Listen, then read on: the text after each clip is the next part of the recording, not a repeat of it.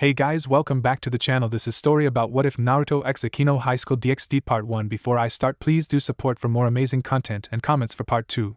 Do consider to subscribe my channel and share my video to your friends and check out the description as well. Let's start the video.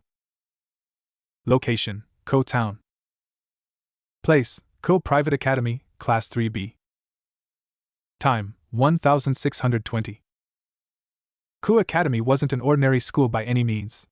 As little as 10 years ago, it had actually been a boarding school for the future elite females of Japan, China, North and South Korea, China, Russia, and parts of Eastern Europe. While the boarding school was still open, it had become more open to the public and had expanded to not only included boys, but also a college division. The high school division was where the craziest amount of stuff happened. For one, almost all of the females of Ko Academy were model and movie star sexy. Sure, there were a few cute and petite girls, but considering most of the girls in Ko were rocking CDD cup breasts on average, it was crazy. Many of the boys that ran around the school were perverts that were only obsessed with the girls. Especially the great Woni-chans of Ko, or the duo of discipline. However, our story starts with one of the great ladies of Ko, the second most popular girl in school. Himejima Akeno, the 17-year-old woman, was the very definition of a Yamato Nadeshiko according to most of the boys in the school. Akeno could be considered quite tall for a Japanese woman, standing at 5 feet 6 inches with a voluptuous figure, large breasts that were easily the biggest in the school at F-cup and gravity-defying, very long black hair and mischievous violet eyes. Her hair is usually tied in a long ponytail, reaching all the way down to her legs with 2 strands sticking out from the top and sloping backward, with an orange ribbon keeping it in place. She wore a white long-sleeved, button-down shirt with a black ribbon on her shirt collar worn under a black shoulder cape and a matching button-down corset, a magenta skirt with white accents, and brown dress shoes over black crew-length socks. The violet-eyed young woman was bored out of her mind at the moment. English was a bit of a boring subject, especially when one could speak it fluently. Maybe she should have signed up for German or French like her best friend. Then again, being a third year was challenging. None of the boys interested her. The girls who admired her were too scared to come near her, and those who she called her school friends were all basic yes men.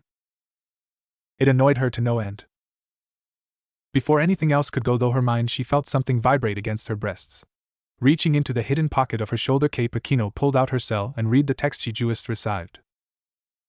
Daddy, I'll be in town tonight around 7 p.m. Go to my place and wear something sexy. Don't plan on getting any sleep. Akeno blushed at the text, making a few of her friends look at her. Okay, Daddy, Akeno quickly texted back. It was a good thing Rias didn't need her tonight. Location: downtown Ko Academy. Place: Namake's condos, 9th floor. Time: 1700. Akeno walked up to the door of the 9th floor condo that her lover owned. She pulled out her spare key and opened the door, before closing it. The condo was pretty average if you asked her. A large open space was the living room with a spiral staircase that led up to the bedroom loft on the 2nd floor that overlooked the rest of the condo. 10-foot windows allowed a view over the city and into the condo were it not for the reflective coating on the outer windows. The couches were a light blue, as was the rug underneath the oak table. On the walls were a few scrolls that had ancient text on them, as well as several books on a case. The dark-haired young woman smiled to herself. She walked over to the closet and looked through the clothes that were there. Smiling to herself, she grabbed one out of the closet.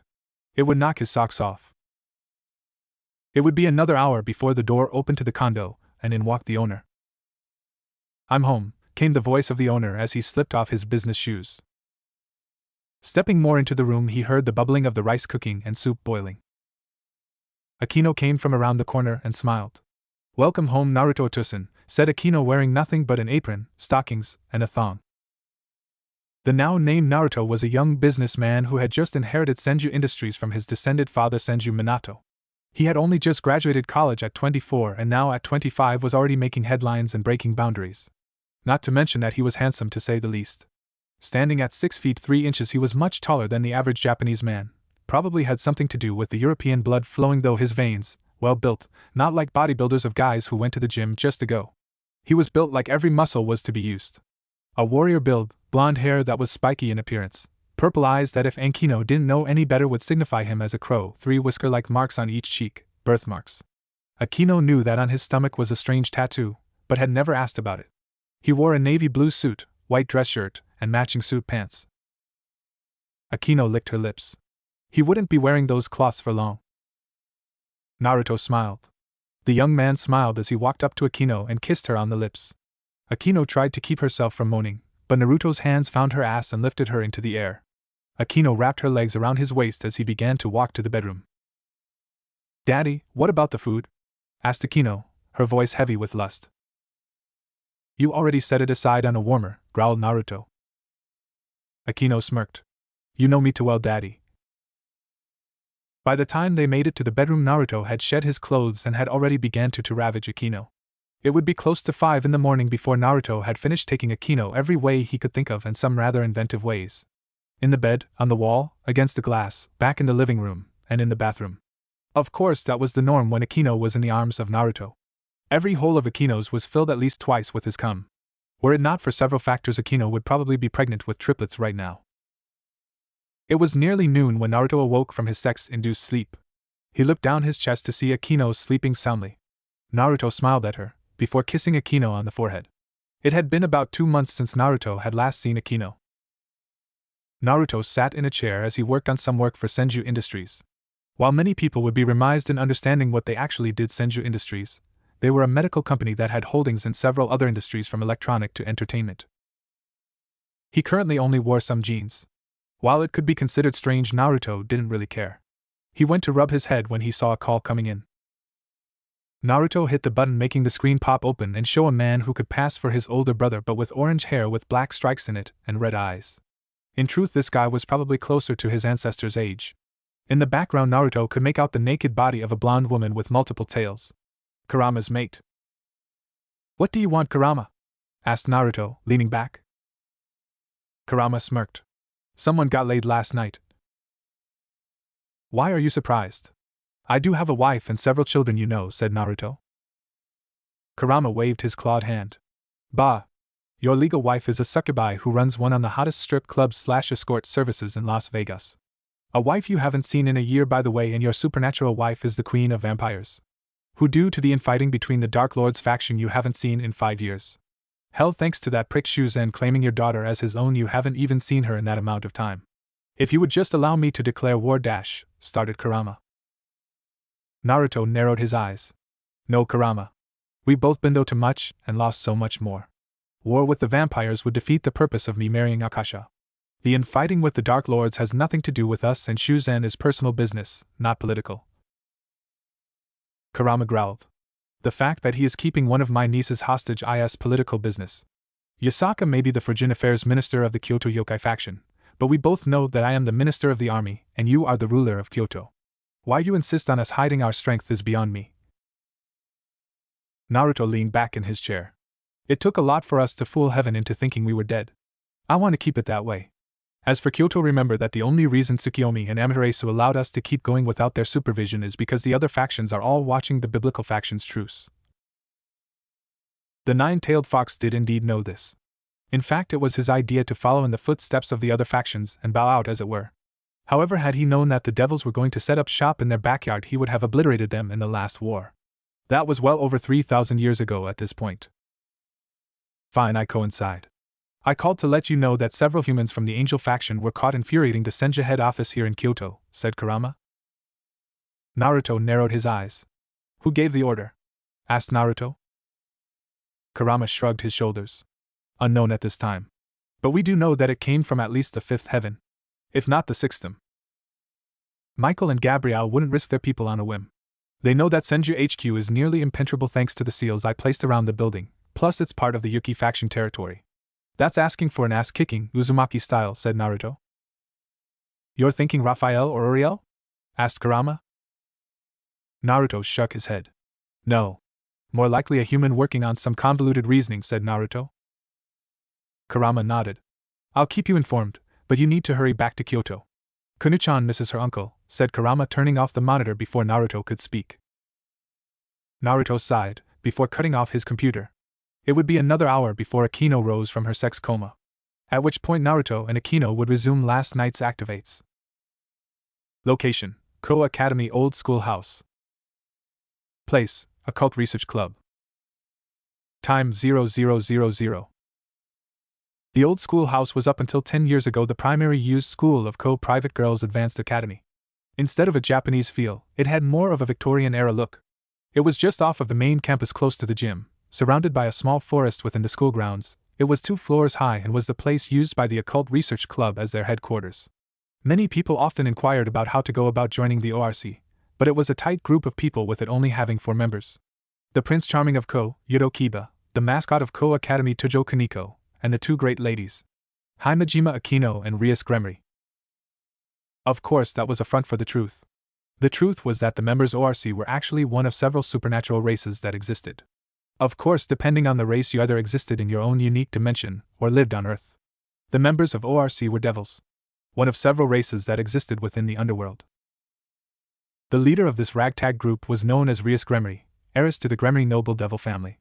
The young woman was beautiful. At 18 years old, she stood 5 feet 8 inches and was quite voluptuous with an hourglass figure and large DD cup breasts, blue-green eyes that held unrivaled intelligence. Her most distinctive feature is her long, beautiful crimson hair that reaches down to her thighs with a single hair strand sticking out from the top. Her hair also has loose bangs covering her forehead and side bangs framing her face. She wore the school uniform PF Co Academy. She looked at her cell phone in annoyance as it rang for the 5th time before ending the call. She signed in annoyance.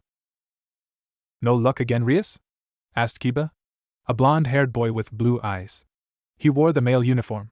He was Rias's knight, one of the members of her peerage, reincarnated beings of another race to serve under their king. Rias just so happened to be his. Rias looked up from her desk and gave Kiba an annoyed look. "No. I understand that she has the weekend off, but this can't wait. If Kaneko is correct, then not only is Haida-san a potential new member of our peerage, but his family history is quite interesting." Kiba picked up the folder. "It still makes no sense. To me. Below average grades, no exceptional skills. His family spent about 2 to 3 years attending the local church, before it was abandoned due to reasons unknown. Honestly, Issei-san looks like he's on the fast track to be a low-end salary man who spends his money on hookers," said Kiba. "So a possible Christian with no real connection to the church," said Rias. 1. Kiba shrugged his shoulders. "Possibly, but we have to deal with the crows that moved in recently," said Kiba. Rias leaned back in her chair. "I've already spoken with Sona about this. Until they attack someone or interfere with us directly, we can't do anything. Normally, while you and Kaneko would be out doing contracts, I would speak with Akeno about this kind of thing, but she has the weekend off." "Please don't apologize, Rias.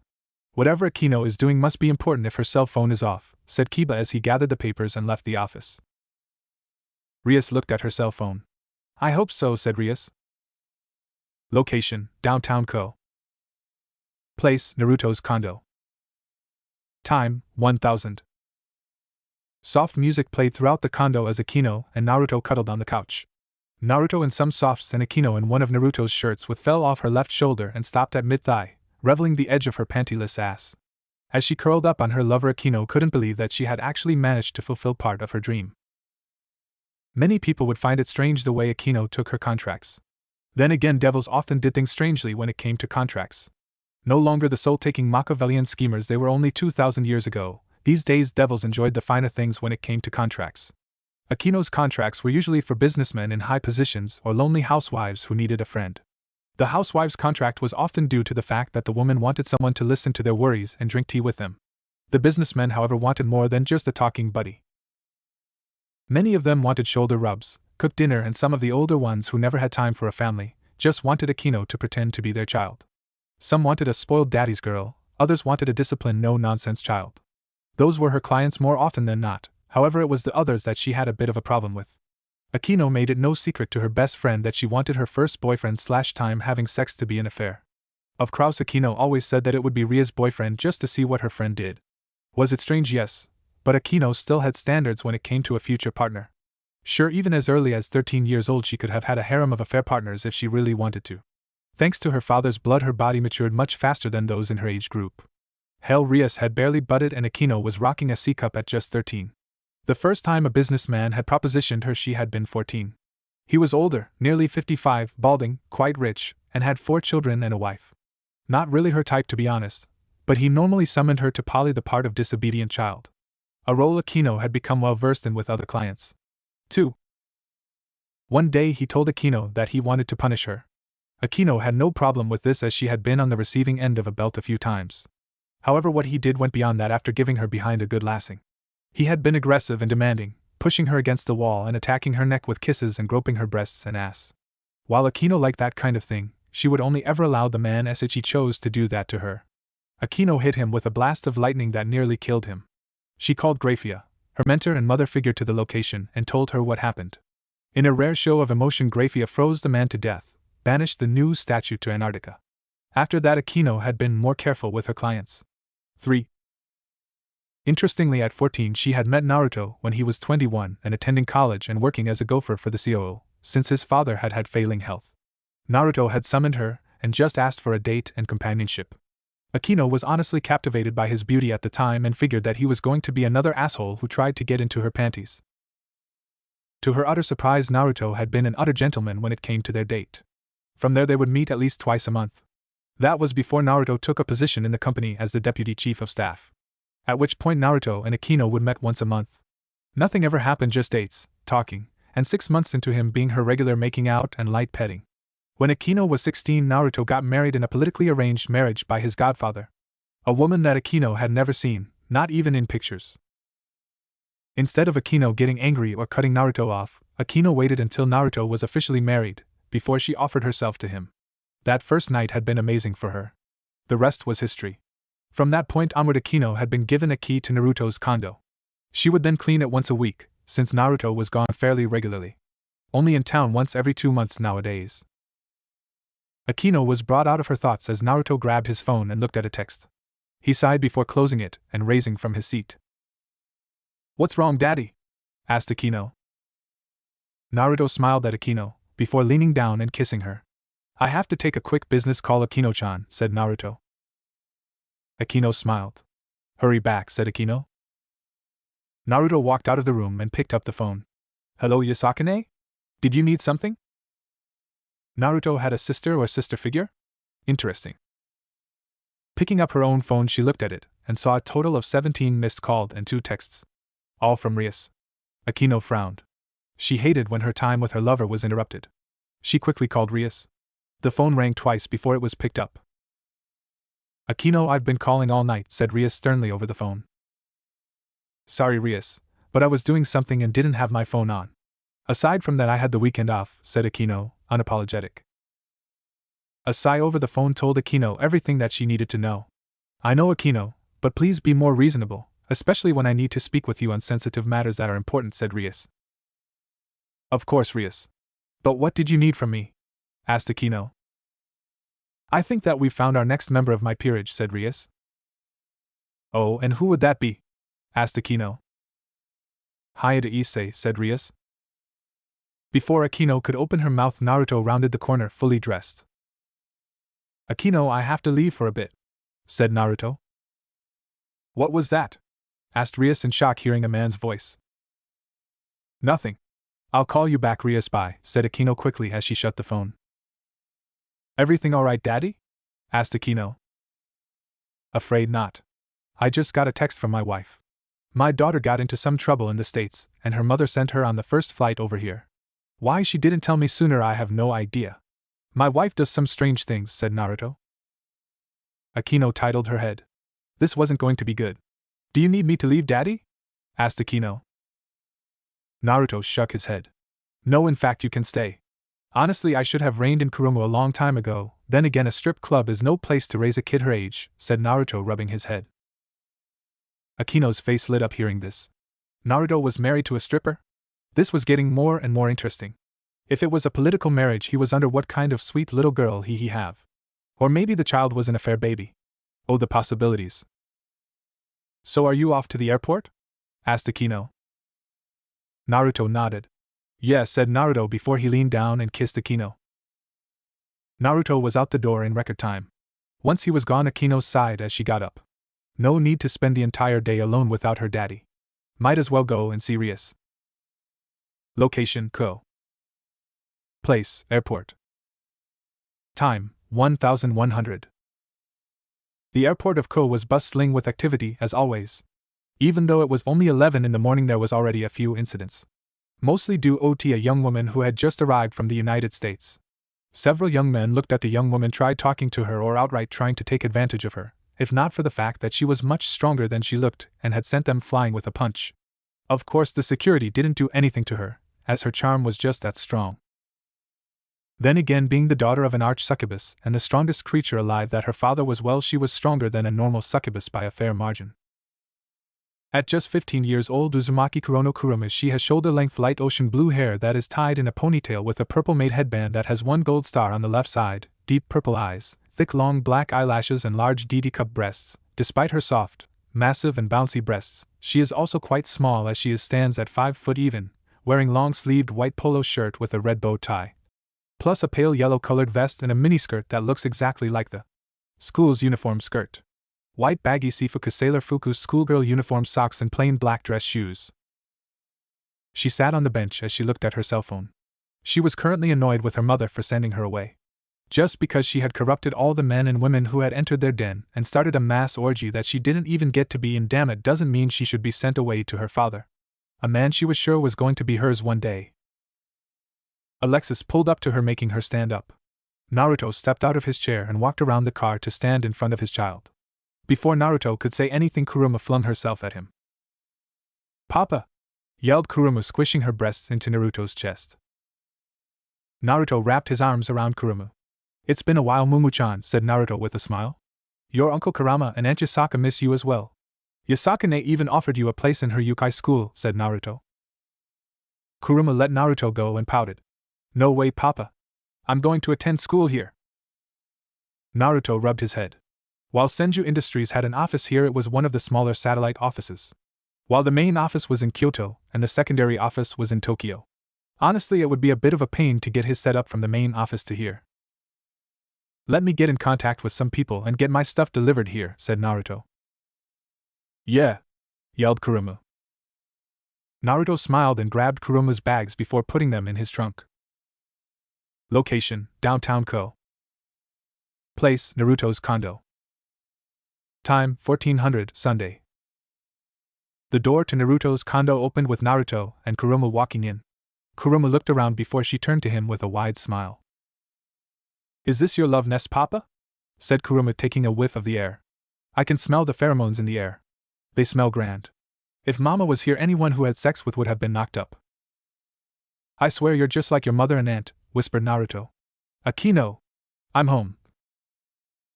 When no replay came, Naruto walked further into the condo and found a note left by Akeno. Apparently she had to get back to her king, as something urgent came up. She probably wouldn't see him for a few days. Naruto shrugged at this. He knew what being a devil entailed. Devils and the supernatural were something of an open secret in Kuo. It didn't take a lot to get into the know. Like most standard devil contracts, you were not allowed to reveal the supernatural to anyone not in the know.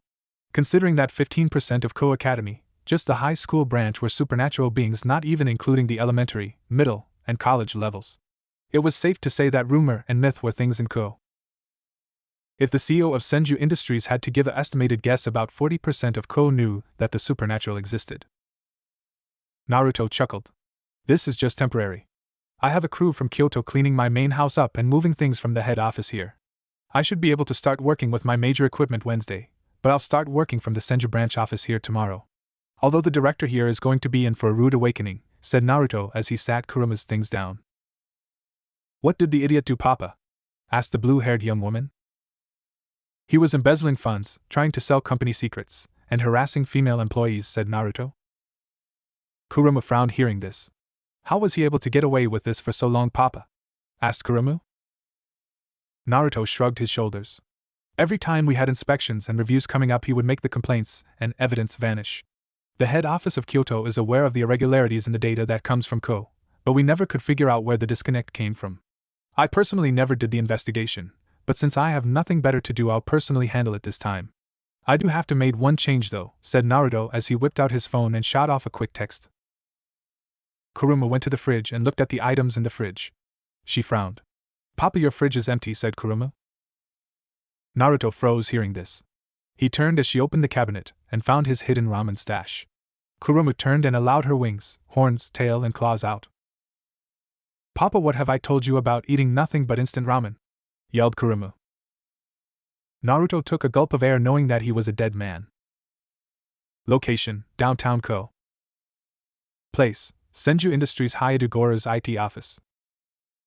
Time: 1100 Monday. Hayate Goro wasn't anyone important. He was a middle manager in Senju Industries working in the HR department of the Ko branch. Senju Industries was large, having over 500,000 workers across Japan. The Ko branch only had 1,000 employees. Of course, some people hated working at the Ko branch, mainly due to the director, Ikari Gendo.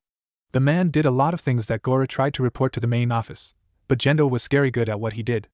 Information was his power, and he had absolute control of all the information that came out of Ko, but that was due to the fact of those who were on his payroll.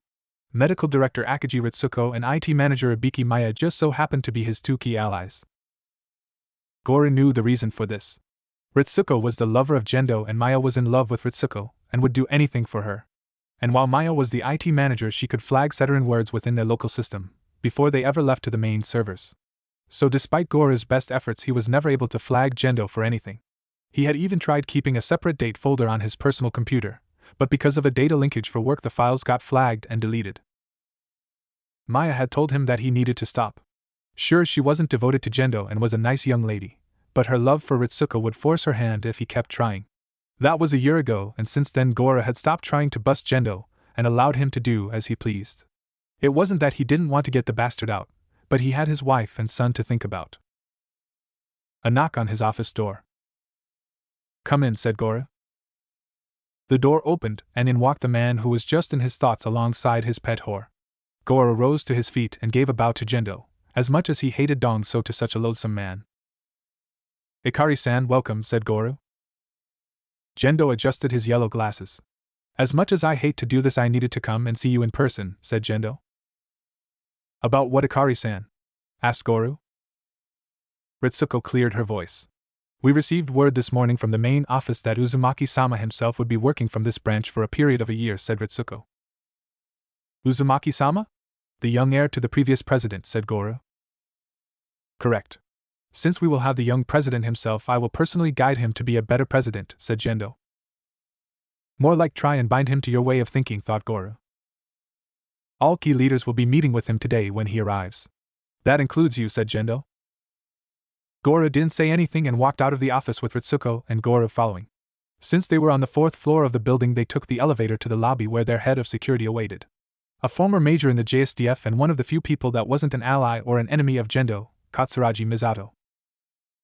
Misato was as beautiful as she was kind, funny, and tactically brilliant young woman with long dark violet hair that is wavy with bangs parted to the sides and dark brown eyes. She wears a sleeveless black flapper dress with a cross necklace, a fancy red jacket with stylized accents and having the sleeves rolled up to her elbows, a black watch on her left wrist, and black ankle boots. Goro had always liked Misato. Not only was she a kind person, but she was funny. Oh, and next to her was the vice director of the branch, Futsuki Kozo, Gendo's only enemy in the entire company. There were other executives and department heads around, but Maya, Ritsuko, Futsuki, Misato, and Gendo were the 5 heads of the entire branch. The door to the front lobby opened, and in walked Uzumaki Naruto and a woman that was easily a goddess in human form. She stood at 5 feet 5 inches with probably the most regular-sized breasts that he had seen in Ko in years, being only a moderate C-cup, had long, straight, blue hair bound with taut bandages, dark eyes, and she wore red lipstick. Her flame blue eyes reminded him of a cat for some odd reason. She wore a simple blue skirt suit. If Goro could see into Gendo's mind, he would see the plans that he had for not only the young Uzumaki, but the woman as well. Gendo bowed with the executives following. "Uzumaki-sama. It is a pleasure to have you grave our building," said Gendo. Naruto raised an eyebrow. "Matatabi?" asked Naruto. "This is Director Ikari Gendo, age 48 years of age. Has 2 children that attend EVA Private Academy in Tokyo, is married to research agent Ikari Yui who works in the Tokyo offices. In the grand scheme of the business offices of Senju Industries, who would be ranked number 52 in terms of importance," said Matatabi. "That's quite impressive, miss." Matatabi. Nibi Matatabi. Personal assistant to Uzumaki-sama. "And in the office ranks I would be the 12th most important person in the company," said Matatabi. Gendo frowned at this, but as quick as it appeared it disappeared. "Understood, Nibi-san. We have already cleared locations on the 9th floor for your office, Uzumaki-sama," said Gendo. Naruto nodded. "It better be the head office that is supposed to be clear in each building in case I need to make it my office as is stated in every contract," said Naruto, as he examined his fingers. "I would hate to have to fire you for misconduct." "Of course, it is Uzumaki-sama," said Gendo, hiding his annoyance at the upstart brat. Also, we will be having a meeting at noon to go over things about this branch. I expect all executives and department heads in my office. Anyone who has other plans or thinks that they can ignore me will finz themselves out of the job. Please do not test me, said Naruto. Naruto and Matatabi entered the elevator. One inside, Matatabi unleashed a burst of supernatural energy, frying the listening devices and cameras. That's coming out of your check, said Naruto. You know why I did it. Most of those devices were unofficial, used by a power-hungry fool to control his empire of glass, said Matatabi. Naruto chuckled. True. I could feel his lust for you throughout our talk, said Naruto. Matatabi rubbed up against Naruto, and began to rub him through his pants. If we didn't have so much work to do, I'd rip those pants off you and suck you dry of all that milk, said Matatabi. Naruto smirked and groped Matatabi's breasts, making her moan.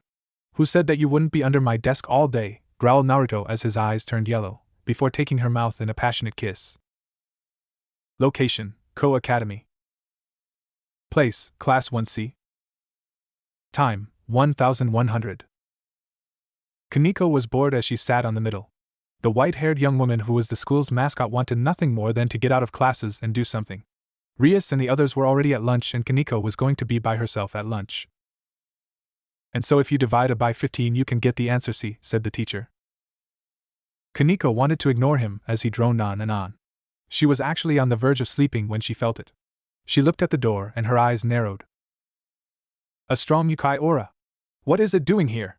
Why didn't Sona-sama or her peerage intervene? Thought Kaneko as she prepared to reveal her devil side if needed. The door opened, and in walked the principal of the high school division. He pulled the teacher aside and began to talk. Kaneko wasn't concerned about what they were talking about, her entire focus was on the Yukai that was just outside of the door. The teacher nodded and stood before the class and clapped her hands, getting their attention. Okay, class. We have a new student joining us. She's a transfer student from all the way from the United States. Please come in, said the teacher. Kaneko was on guard as she awaited whoever was coming through the door. What she got was more than she bargained for. Instantly all the guys started to drool and look at the blue-haired beauty that wandered into the room and up to the board and wrote her name in perfect Japanese. Kurono Kuruma. The girl turned and Kaneko instantly had a dislike of this woman. Although it had nothing to do with her large chest cough, a cup angst cough. No, her aura was that of an B-class Yukai. Unlike devils that rank themselves from low to super class, and the angel caste, be it pure or fallen, that used their number of wings as an indicator of how powerful they were, Yukai used a ranking system of FSS. There were even rumors of a SSS class and even a O-class Yukai. Hello everyone. My name is Kurono Kuruma. I'm 15 years old and I hope we can get along, said Kuruma, winking at the class. Everyone went crazy and began to throw questions at her, many asking if she had a boyfriend, her 3 sizes, and other such questions. Kuruma took it all in and answered what she could, but told everyone that while she was proud of her 3 sizes she would keep that to herself. Once everything was calm, she was told to sit in the empty desk next to Kaneko, too. As Kuruma sat down, she turned to Kaneko and stuck her hand out. Hi, I'm Kuruma. Kaneko looked at her hand before taking it. Toujours Kaneko. Kuruma smiled. I hope we can be good friends, Kaneko-chan. Location, Downtown Ko. Place, Senju Industries, Uzumaki Naruto's office. Time, 1900. The 9th floor office was massive, big enough to fit 2 studio apartments inside of it. All the windows were ceiling high. Naruto sighed in annoyance as he read through the reports that were on his desk. The Ko branch was a bigger mess than he thought. Naruto was going to have to do a lot to fix it. The meeting had run longer than intended, and Ikari had tried to take control and worm his way into the picture as Naruto's right-hand man.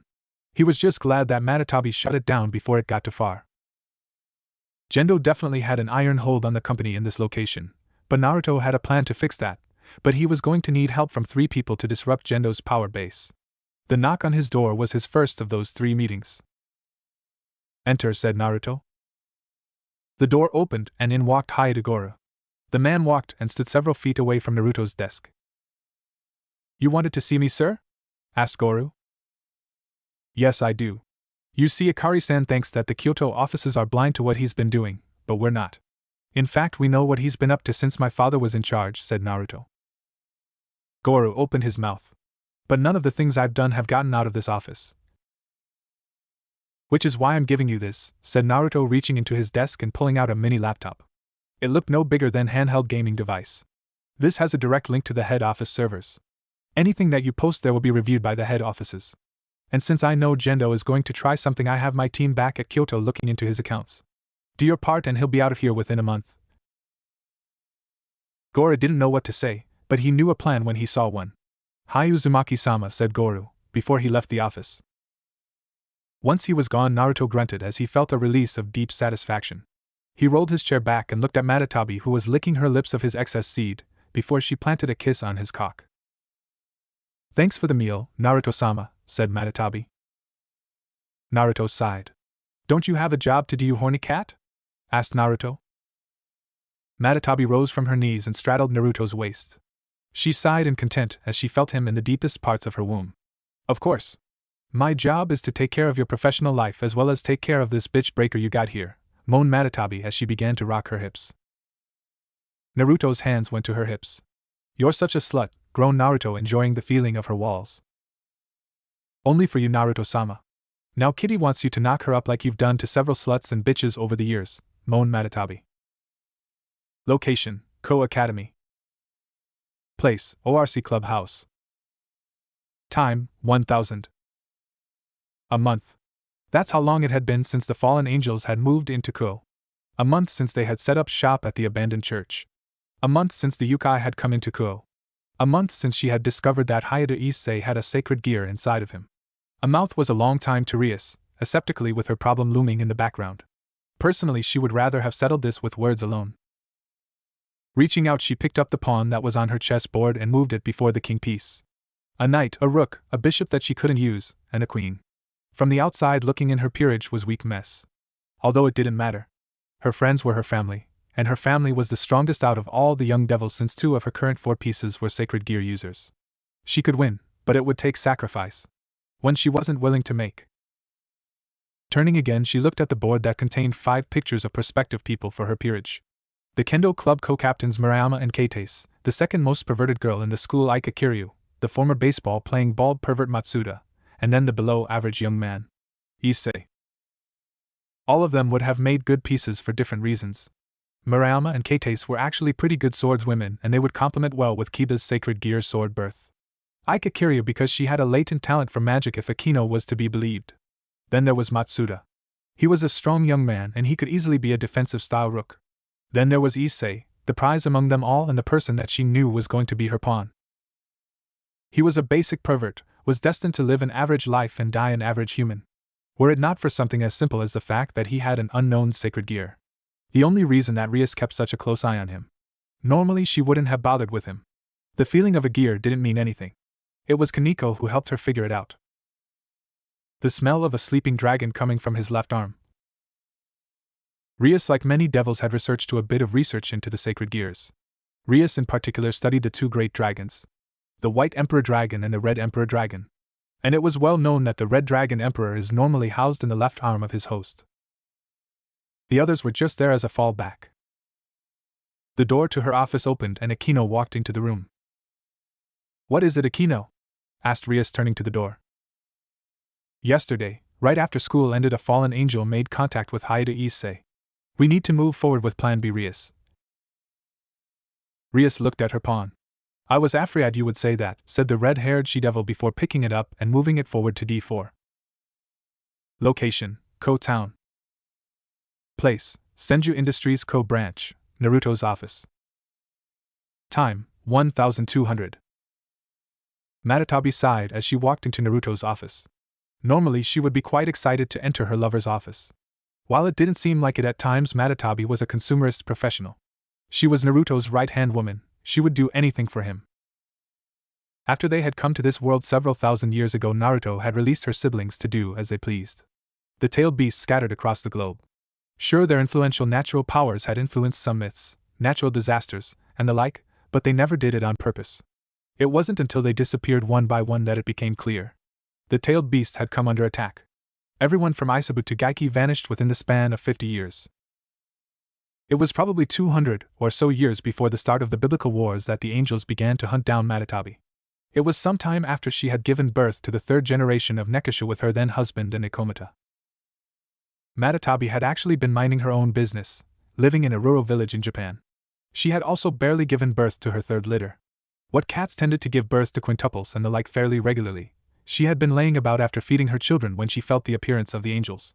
An entire battalion of angels had come to conscript them for their army over mounting tensions with their fallen brethren and the devils. Their leader at the time had been someone who had 8 wings. A weakling in her eyes, but Matatabi was only about an eighth as powerful as she was, but she refused to allow them to attack her village. She had went on the offense, and for 45 of the most painful minutes of her life she fought and fought and fought, all in the name of her family.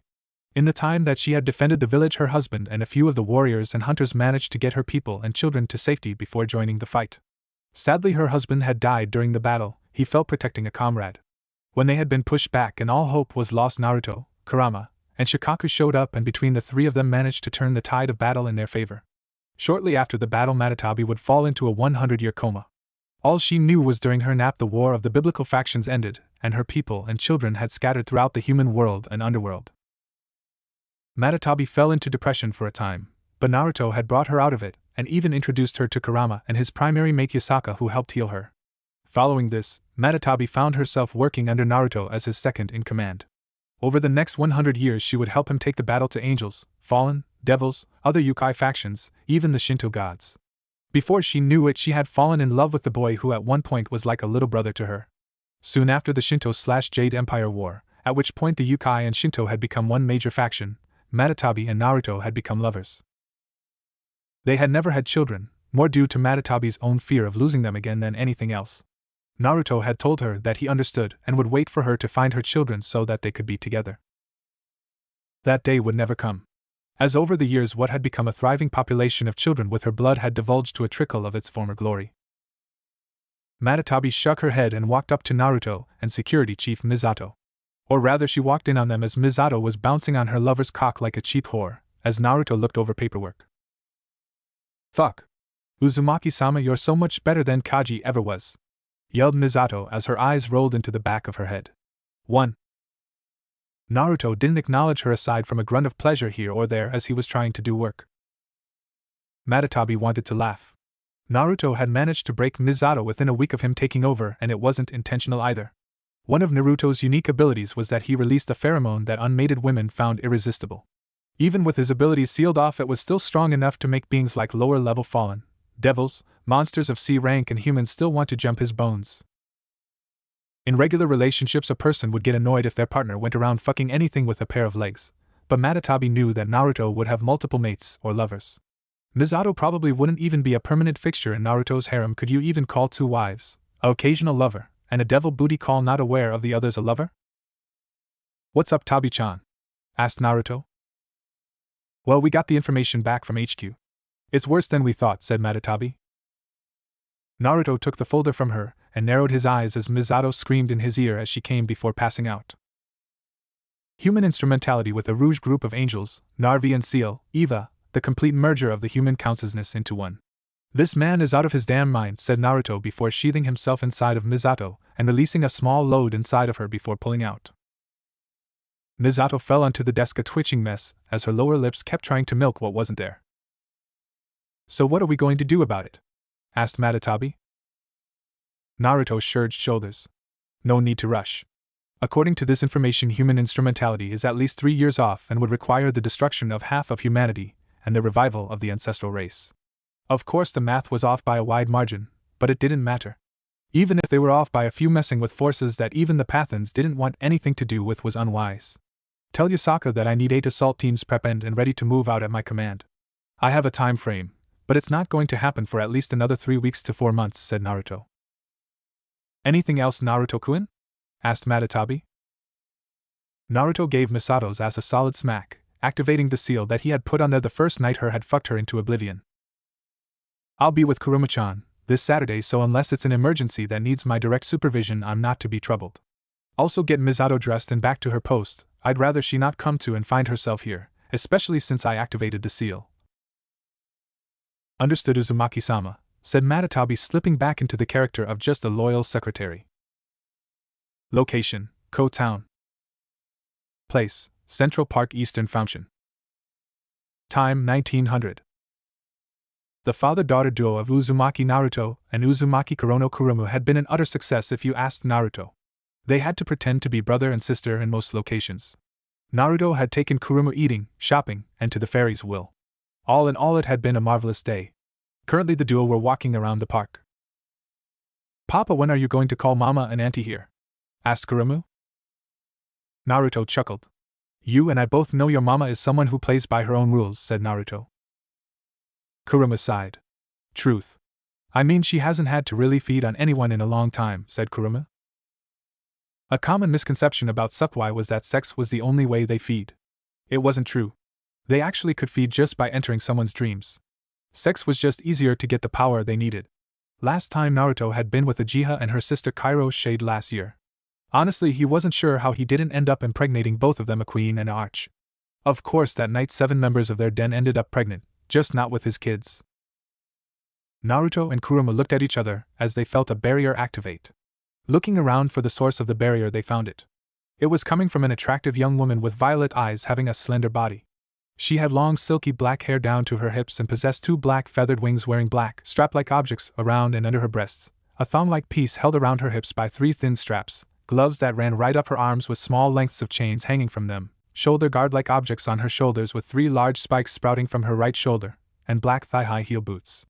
On her left wrist was a pink scrunchy bracelet. She had a boy's face in her hands. He was nothing special to look at.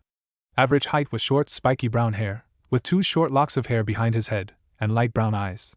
He wore a black collared shirt, a gray sweater, skinny dark blue jean pants, and a white shirt over it. This was the son of Hayatagoru, Issei. Well, Naruto couldn't let anything happen to him. He needed Goro to be effective at his job. Naruto sighed in annoyance. Kuruma held her arm tighter as they watched the fallen angel throw her spear at Gora's son, if looks were to be believed. Naruto shrugged Kuruma off. Before vanishing in a blur of static and sound, he appeared before Issei and caught the spear with his hand before crushing it. "What?" asked Rainier, stepping backwards and glaring at Naruto. "Who are you?" asked a terry-fed Issei.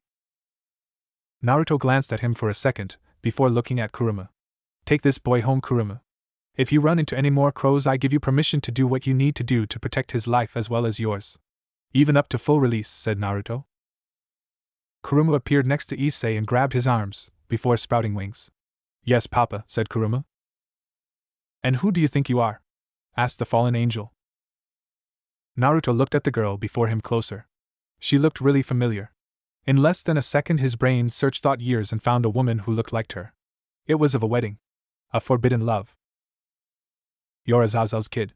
You look like your mother. If I remember correctly, Sarah," said Naruto. Rayonra stiffened at the mention of her mother. A human excommunicated nun. Excommunicated because she tasted that which is forbidden to all maidens serving under the Lord's name. Sex. To the best of her knowledge, Sarah was the only woman her father had lain with. This led to both Azazel's fall from grace and the start of the Grigori. This was the reason that she had never seen the grace and glory of heaven. But the stiffness quickly left her body. With a roar of anger, she pulled all of her energy into the spear as a second pair of wings burst from her back, dripping blood, as she created another pink spear and threw it at Naruto. The spear was only feet from Naruto, before he caught it and crushed it. Reina looked at Naruto in slight fear. No human should have been able to stop the attack of a 4-winged fallen angel. Vanishing from her sight, Rayonra looked around as she heard the sound of static every few seconds. Naruto appeared before her and went for a punch, but stopped shy of her face. Rayonra was about to mock him, but was blown away by an unseen force. Whatever had hit her was too strong for her to correct herself in time. Instead, she was sent those several trees almost 100 feet away from where Naruto was. Naruto pulled his fist back and looked at it. "Way too much force," said Naruto. Rainier flew into the air panting. She was bleeding from several wounds and other such injuries. Wiping her mouth, she glared at him again. "Who are you? From the fact that I can't sense a demonic aura on you, I'd say you're no devil. Nor do I feel any holy energy, so you're no angel, and I know all fallen thanks to my father, so who are you? A yokai?" Naruto rubbed the back of his head. "The fact is that if I tell you who, or more specifically what I am, it's going to open a can of worms so big it will make the biblical war seem like a schoolyard scuffle. It's been more than 100 years since I've had to actively get involved with anyone other than the vampire and western monster factions. Don't make me get involved in a pissing contest between 2 little girls and their friends," said Naruto. "If you don't tell me now, I'll cut you to ribbons, you bastard," yelled Rainier. Naruto sighed, before he looked at Rainier dead in her eyes. Before Rainier knew it, she felt something akin to primal fear gripping at her head. She began to hyperventilate before falling from the sky and laying on her ground, barely managing to get to her hands and knees, before pissing herself in fear. Looking back to the man, she saw that he was now mere feet away from her. She scrambled backwards in sheer terror, trying to find her voice. "Monster!" yelled Rainier, as tears began to run down her face. Monster is a subjective term. To a canary, a cat is a monster. You're just used to being the cat, said Naruto. Rainier didn't stick around any further, as she flew off into the night. She had to tell the others. To warn them. Stay away from the whiskered man with blonde hair and eyes that could invoke fear on a level that not even her father could do. She had to warn them of the creature that existed from the old war. The strongest creature was in Ko and wanted to be left alone. Location: Ko Town. Place: Hayate Residency Sei's room. Time: 1905. Kuruma flew Issei to his house, before pushing the window open and flying in before dropping Issei on his bed. Kuruma landed on her feet, before putting both her hands out and muttering a few words. A blue barrier appeared around the room, preventing sound from escaping as well as any supernatural power above a certain level from being felt. Kuruma turned to Issei and found that he was a drooling mess. "Oops. Forgot to turn off the charm," said Kuruma as she pulled her excess power in. It took a moment, but Issei was able to regain his composure before shaking his head. "Where am I? The last thing I remember is Yuma tried to kill me," said Issei. Kuruma leaned on the desk. "Yeah, that tends to happen from time to time," said Kuruma. Issei looked at Kuruma and couldn't help but focus in on her breasts, those large, lovely bouncing orbs that were just out in the open aside from a thin bikini keeping her nips from view, a super thong and black wings and horns. Wait, wings and horns. "What the hell are you?" asked Issei. Kuruma rubbed her head while ignoring the fact that Issei was staring at her tits. She was used to it at this point. "Normally my dad would answer this, but I'm a succubus and you, my friend, have just found yourself in the supernatural world all because you wanted to get your wet," said Kuruma. Location: Ko Town. Place: Hayate Residency Sei's room. Time: 1905. The room grew eerily quiet after the bombshell that Kuruma dropped on Issei. Supernatural? Fallen angel? Succubus? Wait, a succubus. The sex demon that had sex with men and took their life force though their junk. And she was a hot piece of ass if he ever saw one. Damn, this was a blessing if he ever saw one. He had to shoot his shot. Right here, right now.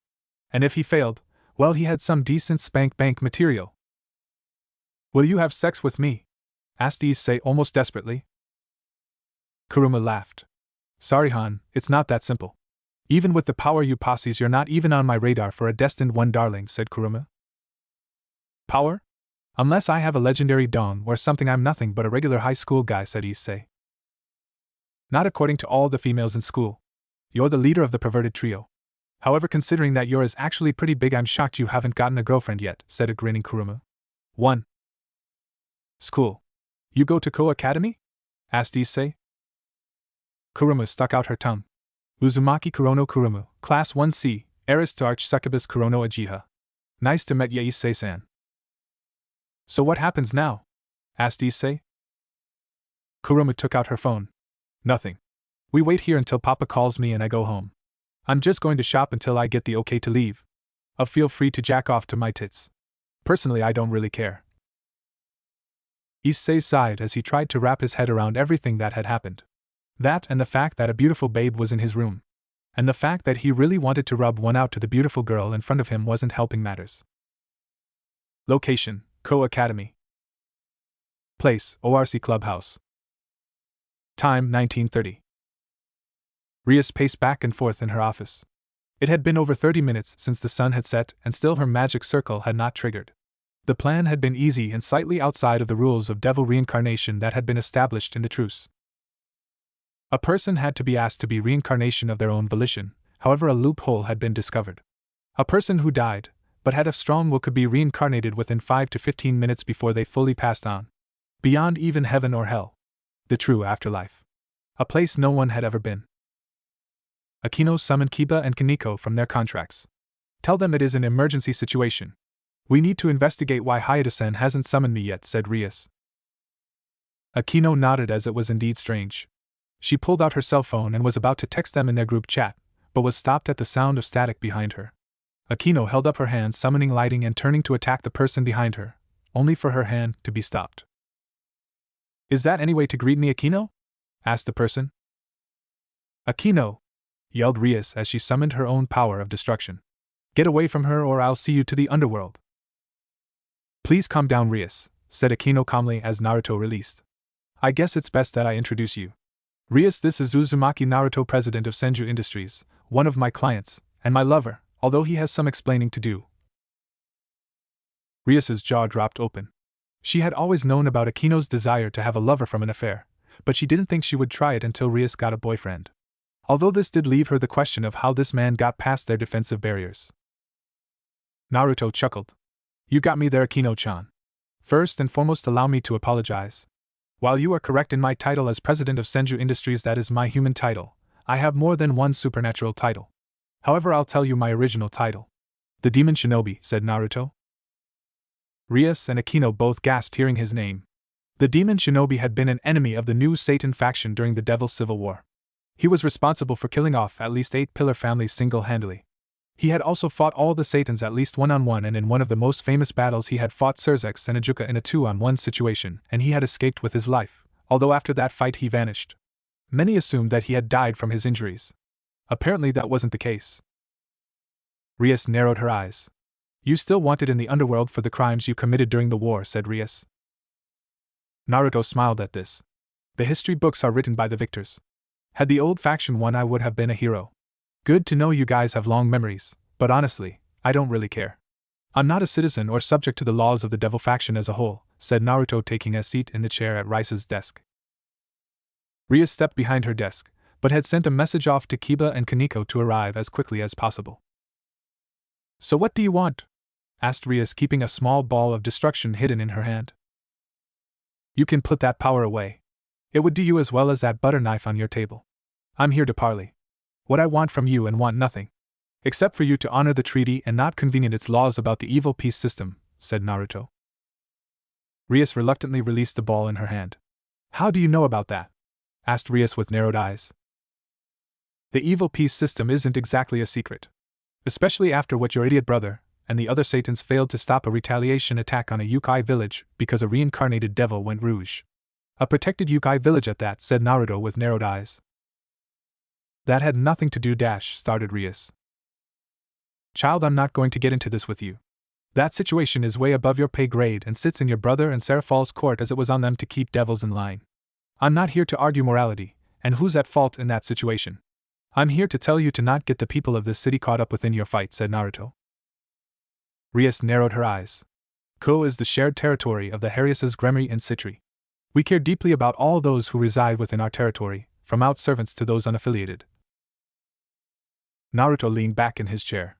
"This territory is on loan to those clans from the greater Shinto/Yukai faction that rules all of Japan. Devil's primary territory on Earth is Europe, and since the eradication of the Americas pantheons, all of North America. Your claims to this territory can be revoked if certain conditions are met. One of which is the forcing of someone into your peerage against their will or facilitating the death of one who is unaware of the supernatural. Also tell your knight and rook that they need to practice their stealth skills." Naruto turned and caught Kaneko's fist and Kiba's blade. He gave Kiba a once-over, before looking at Kaneko. Naruto's eyes widened slightly, before he released them both. Before they could attack again, all 4 members of the ORC were on their hands and knees, each of them having seen their death multiple times over. Kaneko was throwing up, Akeno eyes blank, as if she had shut down to spare herself to pain of the aura that was inside of the room. Kiba was shaking like a lead, but on closer inspection he was barely holding on from taking his own life. Rias was the first to recover. After taking a big gulp of air, her hand shot to her forehead where he had used a finger and pierced her brain, before her hand moved to her heart where Naruto had ripped it out, and looked at Naruto, who had returned to his seat. Rias looked at him with narrowed eyes. "Please stop looking at me with such hateful eyes, Miss Gremry. I only released a bit of my killing intent to stop a fight before it started," said Naruto. "Such pure hate. There's no way you could have hidden it the way you did," said Kaneko as wiped her mouth. Naruto looked at Kaneko from the corner of his eyes with pity. "Child, you have no idea how much hate I've had to hold back over the many years I've been alive. How much pain I've had to endure, how much blood I've had to spill. It grows heavy on your soul after so long, said Naruto as he stood up and reached into his pocket. He produced a business card and placed it on Rias's desk. What are you doing? Asked Rias, managing to get to her seat. While it's been a long time since I've actively fought or trained anyone, I'm still a mercenary at heart. I'm giving you a chance to hire me if you need me, said Naruto. Why? Asked Rias. Naruto walked over to Akeno and picked her up, before placing her on the couch, before tapping her forehead and sending her into a dreamless sleep with a seal that would help repair her mind. He then grabbed his cell phone and sent a text to Kuruma. Believe it or not, regardless of how we met, I found myself falling in love with Akeno-chan here. You're her master and best friend. I don't care about what you devils or other beings in the supernatural community get up to, but anyone who harms mine will find themselves in for a world of pain, said Naruto as he vanished in a burst of static. Rias looked at the card on her desk. If his offer was true, then he was invaluable. Location: Ko Academy. Place: Abandoned Crutch. Time: 0020. Rainier sat on her busted throne inside of the abandoned church. She kept replaying the events of the evening over and over in her mind. That man. He had been so strong, so dominating. She shivered in fear at the thought of fighting this man again. She whined as she felt her second pair of wings flex themselves. Anger had pushed her over the edge and past her power threshold. She was already powerful compared to the others, but now, even with her power doubled, she was still nowhere near as powerful as that man who she had fought. What's eating you, Rainier? Asked a woman who came down from the rafters and landed before her friend. A tall and buxom woman with brown eyes and long, navy blue hair that obscured her right eye. A maroon, trench coat-like top with a wide collar, a matching miniskirt, and black-heeled shoes. The trench coat top was open at her chest, giving view to her breasts and cleavage. She also wore a gold necklace around her neck. Behind her back was a single pair of wings. This was Calawarna, Rainier's best friend. Where are the other two? Asked Rainier. Donasek decided that he was going to go on a midnight stroll, while Middlet is looking for a good fuck tonight, said Calawarna as she straddled Rainier's lap. Not the point. What's eating you, love? Rainier sighed as she leaned back in the chair. The person who stopped me from killing Issei knew my mother, said Rainier. Calawarna knew that Rainier's mother was a sore subject for her. Rainier had been born during the Crusades, a time where Calawarna herself had already been on the verge of falling due to her own anger at the fact that devils were killing her friends. When Azazel fell, it took years for her to follow after the man, but later on she became good friends with Azazel's lover and later something of a godmother/mentor to Rainier. Calawarna was heartbroken when she died when she reached the end of her natural lifespan. She had taught Rainier how to summoning her spear, taught her how to fight. She had even taught Rainier how to kiss. It was safe to say that she loved Rainier, be it as a sister, friend, or even lover was hard to say. Even Calawarna didn't know for sure. It was one of the reasons she had followed Rainier on this mission. Not out of loyalty to Azazel or the rest of the cadre, but loyalty to Rainier. I'll handle things, Rainier, just be prepared for the girl to come soon, said Calawarna, giving Rainier a light kiss on the lips, before she took off into the night sky. Rainier sighed. That's right, Issei wasn't her only goal. Getting up, she pulled out one of her father's books on sacred gears.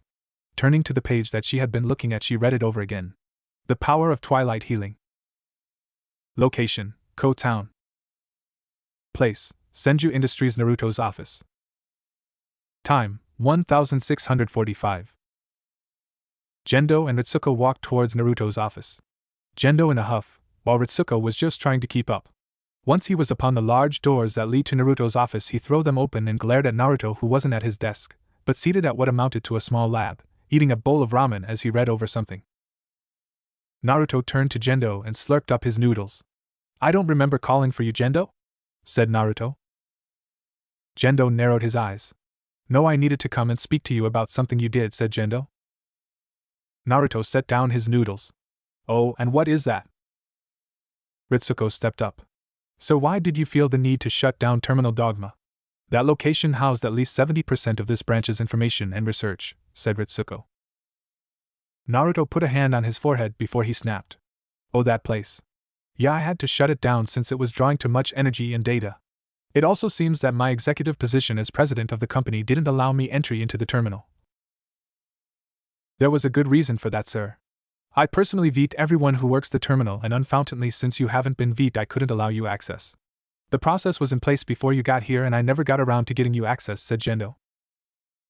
Naruto nodded. Understood, Gendo, but it still needed to be shut down. Exceptly if one of our rival companies caught wind of it. I'm not opposed to reopening the terminal, but I need it to go under revision, said Naruto. Gendo looked at Naruto and opened his mouth to speak, but stopped himself. Terminal Dogma was only one of 5 facilities that housed their data. It just so happened to be that Dogma was easier to manage under his watchful eye.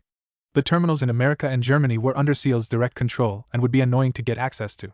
However, they still needed the resources of Senju Industries, so their alliance was still needed.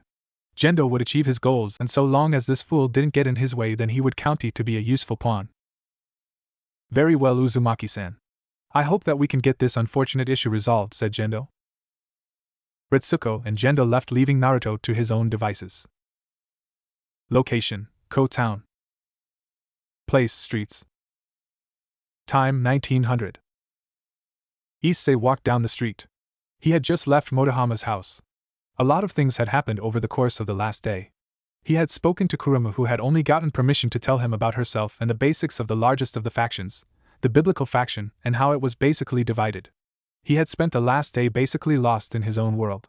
Hell, even getting invited to Motohama's to watch Ring X Mama Vol 3, the title bout, wasn't enough to get him out of his funk. So it was a confused young man who made his way home. As he didn't notice that the streets became barren, the sound of cars and street vendors vanished. Well, I didn't think I'd get the cutie that Rainer let get away, came a voice. Issei looked up and saw that he was looking at a blonde-haired girl. A black Lolita dress with white frills, a large black bow on the front, and a green jewel embedded on the collar, white thigh-high socks, and black shoes. She also wore a large black bow on top of her hair. Who are you?" asked Issei as he took a step backwards from the girl. While he didn't understand it, his instincts were screaming at him to run. The girl smirked as she summoned a pink spear and threw it at Issei. Issei could do nothing as the spear pierced his stomach. Issei was thrown off his feet and hit the ground, couching up blood. The Lolita floated over, laughing. "I can't believe how easy that was. Rainer will be happy to know that I killed you," gloated the girl before flying away. Issei coughed as he reached out. He didn't want to die. Sure, he had seen some nice tits, but he was still a virgin. "I don't want to die," said Issei, as he began to bleed out. As Issei began to bleed out, a small circle appeared in his jacket pocket. It glowed bright red as a young woman with long red hair appeared. She looked at Issei. "Do you wish to live?" asked the woman. Issei nodded, too weak to speak. The young woman smiled. "Then be reborn as my servant and fight in my name. Become a servant for the house of Gremory." "Rias Gremory," said the young woman. "2. Issei couldn't keep his eyes open and fell into slumber. Location: Ko. Place: Hayadu. Time: 0830, Saturday. Issei's eyes shot open as he took a gasp, before sitting up. His hand went to his stomach where the spear had hit him. He knew that it wasn't a dream since Kurama had explained what she could to him. But that didn't explain why he was alive. He knew that he had died. You didn't dream the kind of pain that Issei felt. The last thing he remembered was that girl with red hair. Come back to bed, Issei, it's cold," came a sleepy voice. Issei froze hearing the voice. He moved the cover and saw the red-haired girl from yesterday, naked as the day she was born. She looked beautiful with the morning sun bathing her peach-colored skin in its warm light. Even compared to some of the models and porn stars he would spank it to, she was just on another level. Shaking his head, Issei let out a yelp and jumped out of bed, only to fall hard on his ass. The red-haired woman sat up and yawned. "I asked for a few more minutes since last night drained me, but I guess now that you're up we can talk," said the redhead. "Wait, drained you? Did we have sex last night? Because it would totally suck to forget that," said the brown-haired young man. Rias smiled before winking. "Sorry, Issei. But that's not the case. Actually, do you mind if I call you Issei?" asked the woman. "Not that I would ever mind a beautiful girl with nice tits waking up in my bed or giving me a nickname. But what the hell are you doing here? And if I remember right, you're Rias Gremory-senpai," said Issei in awe of the fact that the school idol was in his freaking room. The red-haired young woman smiled. "You'd be correct, my name is Rias. Rias Gremory. As for why I'm here, my newest servant was badly hurt by a light spear, so I needed to share some of my magic with him to heal him, and the type of healing I did works best with skin-to-skin contact," said the young woman. "Servant? What am I, some kind of sex slave to you or something?" asked Issei. Rias crossed her arms under her breasts and smirked. Before Issei could ask what was so funny as her foot came up and began to fondle Issei's rapidly hardening junk. Issei moaned slightly at this. Rias was actually pretty good at using her foot. Coming up with her second foot, she used her feet in tandem to make Issei feel amazing. Rias did this for about 2 minutes, bringing Issei closer and closer to release. Issei tried to keep from coming since Rias's feet felt so damn good. 1. Fucking hell. I'm about to bust the fattest nut of my life all because of this sexy redhead, thought Issei. If I wanted to turn you into my boy toy, I could do so as easy as giving you a foot job. Under devil law, as a high-class devil, any low-class devil who is a servant of mine must follow all orders given by their master, said Rias as she stopped her foot job, just as Issei was close to coming, blue-balling him, before she got up and pulled on a lace purple-black thong. Issei groaned slightly and opened his mouth to ask something else, only for his door to be opened by his mother Haida, Miki, and Kuruma. Issei-kun, your friend Kuruma is here. She said that started Miki as she looked at her son's hard-on and the beautiful girl in her son's room. Both Issei and Kuruma looked on in shock at Rias, who just smiled. Hello, mother. I'm. You devil bitch. You dare go against my father's words, yelled Kuruma as her nails turned into claws and large wings sprouted from her back, as 2 yellow horns came out of her head and a long thin tail with a spade on the back. Oh, Kami-sama! Yelled Miki in shock. Rias ignored the split-second headache that occurred and summoned her power of destruction from both her hands. Before either girl could attack, 3 shadows appeared and held a tanto to their throats. Rias became nervous at the entrance of the shadows. Shadows were Kyoto's equivalent to the stealth force from the Bleach manga that Rias loved. The triple shadows solidified, revealing themselves a trio of young women standing at 5 foot even with slender figures, B-cup breasts with fair skin, coral eyes and blonde hair that is tied to a ponytail, each of them having blue, green, and red, wearing a black half breastplate over a sleeveless mesh bodysuit, a black and blue striped headband with the one in front of Rias having light orange scarf with flower pattern, black arm gloves with metal bracers, a light orange hakama pants and black boots, with metal plate around the shin and instep. All 3 were drop-dead gorgeous, not more so than Rias or Kuruma, but they were easily up there with some average devil bow ties. Who are you 3? Asked Rias in fear. Kuruma cursed Shadow Kunoichi. Part of my father's elites who travail throughout Japan, always on the lookout for threats to the greater Shinto/Yukai faction. And apparently a hidden guard I didn't realize I had, said Kuruma. Forgive us, Oja-sama, but that is not the case. We were in the area and felt a spike of power coming from you, said the blue-tied woman. Kuruma Oja-sama, you know that getting into a fight is forbidden by the laws of the GSY. Desecration serves our people well, said the shadow with the green hair tie. I realized that, shadow, growled Kuruma. But this bitch broke the agreement that my father warned her about. I am acting in his stance. Our names are not Shadow, we are Tia, Tina, and Tria. You have no authority to do that, Kuruma Oja-sama. Uzumaki Dano is an top-level official of the greater Shinto/Yukai faction. You are just his child, said the triplet with the red tie. Kuruma snorted, before she allowed her transformation to rescind. Miki opened her mouth, before the green-tied triplet put her palm before Miki's face. Sleep and forget this moment, said the young woman. Miki's eyes glossed over, before she fell forward and was caught by the young woman with the green tie. She put her over her shoulder and whisked her away to her bedroom. Kuruma Oja-sama, this cannot be ignored.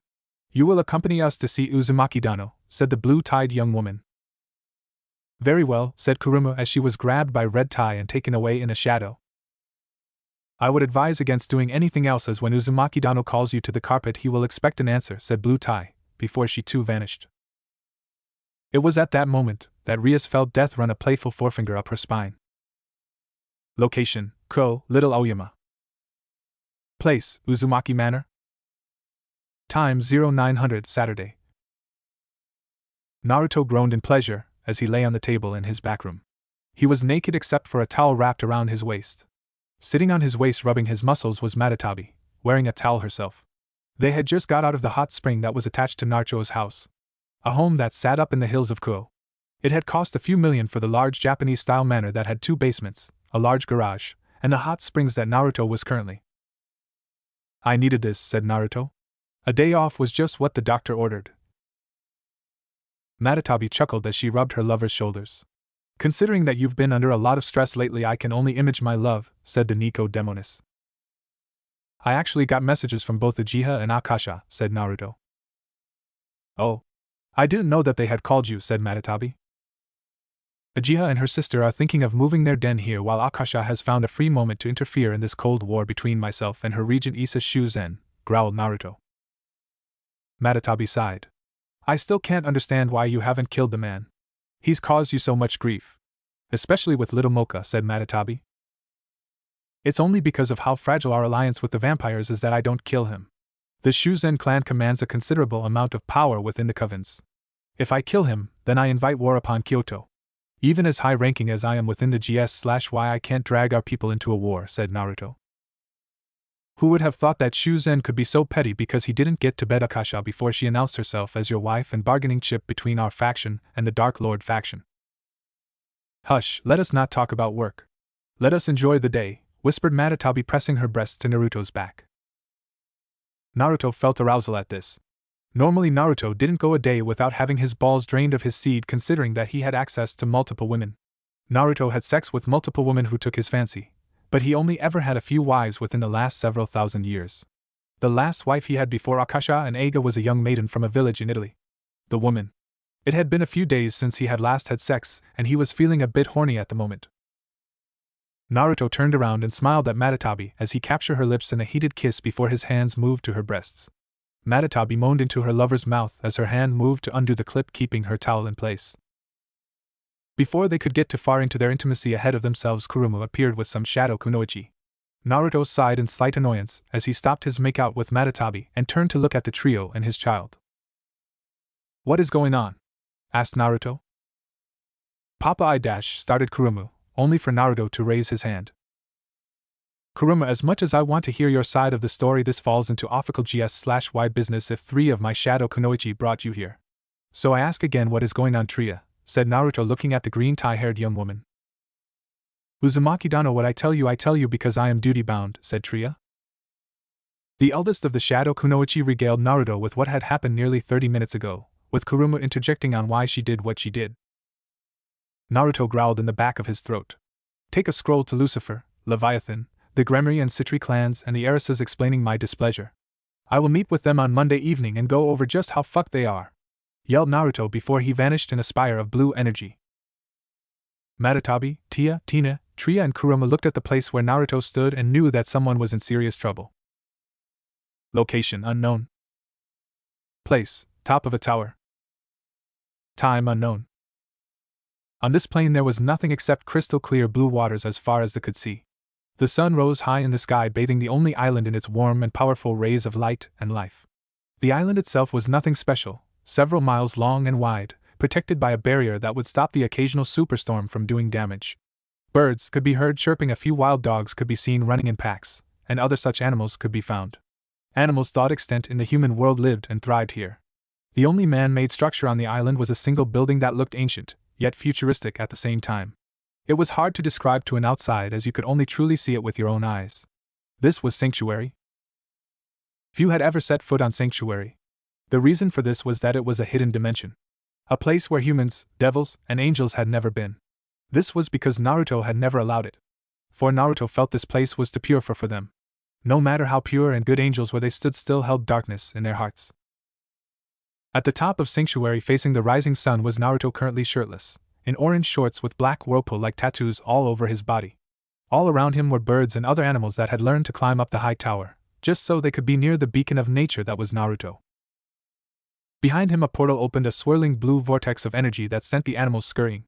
The figure who stepped out of the portal was a young female who appeared to be in her late teens, long white hair that was pulled into 3 ponytails with large green balls securing the tails, red markings on her forehead, cheeks, shoulders and chest, a loud glowed with the divinity that the Shinto granted her, teal-green eyes that radiated kindness, a low-cut white kimono with red trimming which hangs loosely over her upper arms, exposing her the upper parts of her breasts, and open to the side where you could see her left leg exposed if she walked just right, red obi sash. The area around her eyes was painted with red makeup and even her lips were stained black to offset the pale white of her skin. Hanging from her neck was a round pendant with 9 jade beads, and High Priestess high-heeled sandals with red socks, and her sash was a paintbrush. Her weapon of choice. This woman was Amaterasu, leader of the Shinto gods and supreme leader of the greater Shinto/Yukai faction, with Naruto as her counterpart. Ama, what brings you to Sanctuary? Asked Naruto, opening his eyes.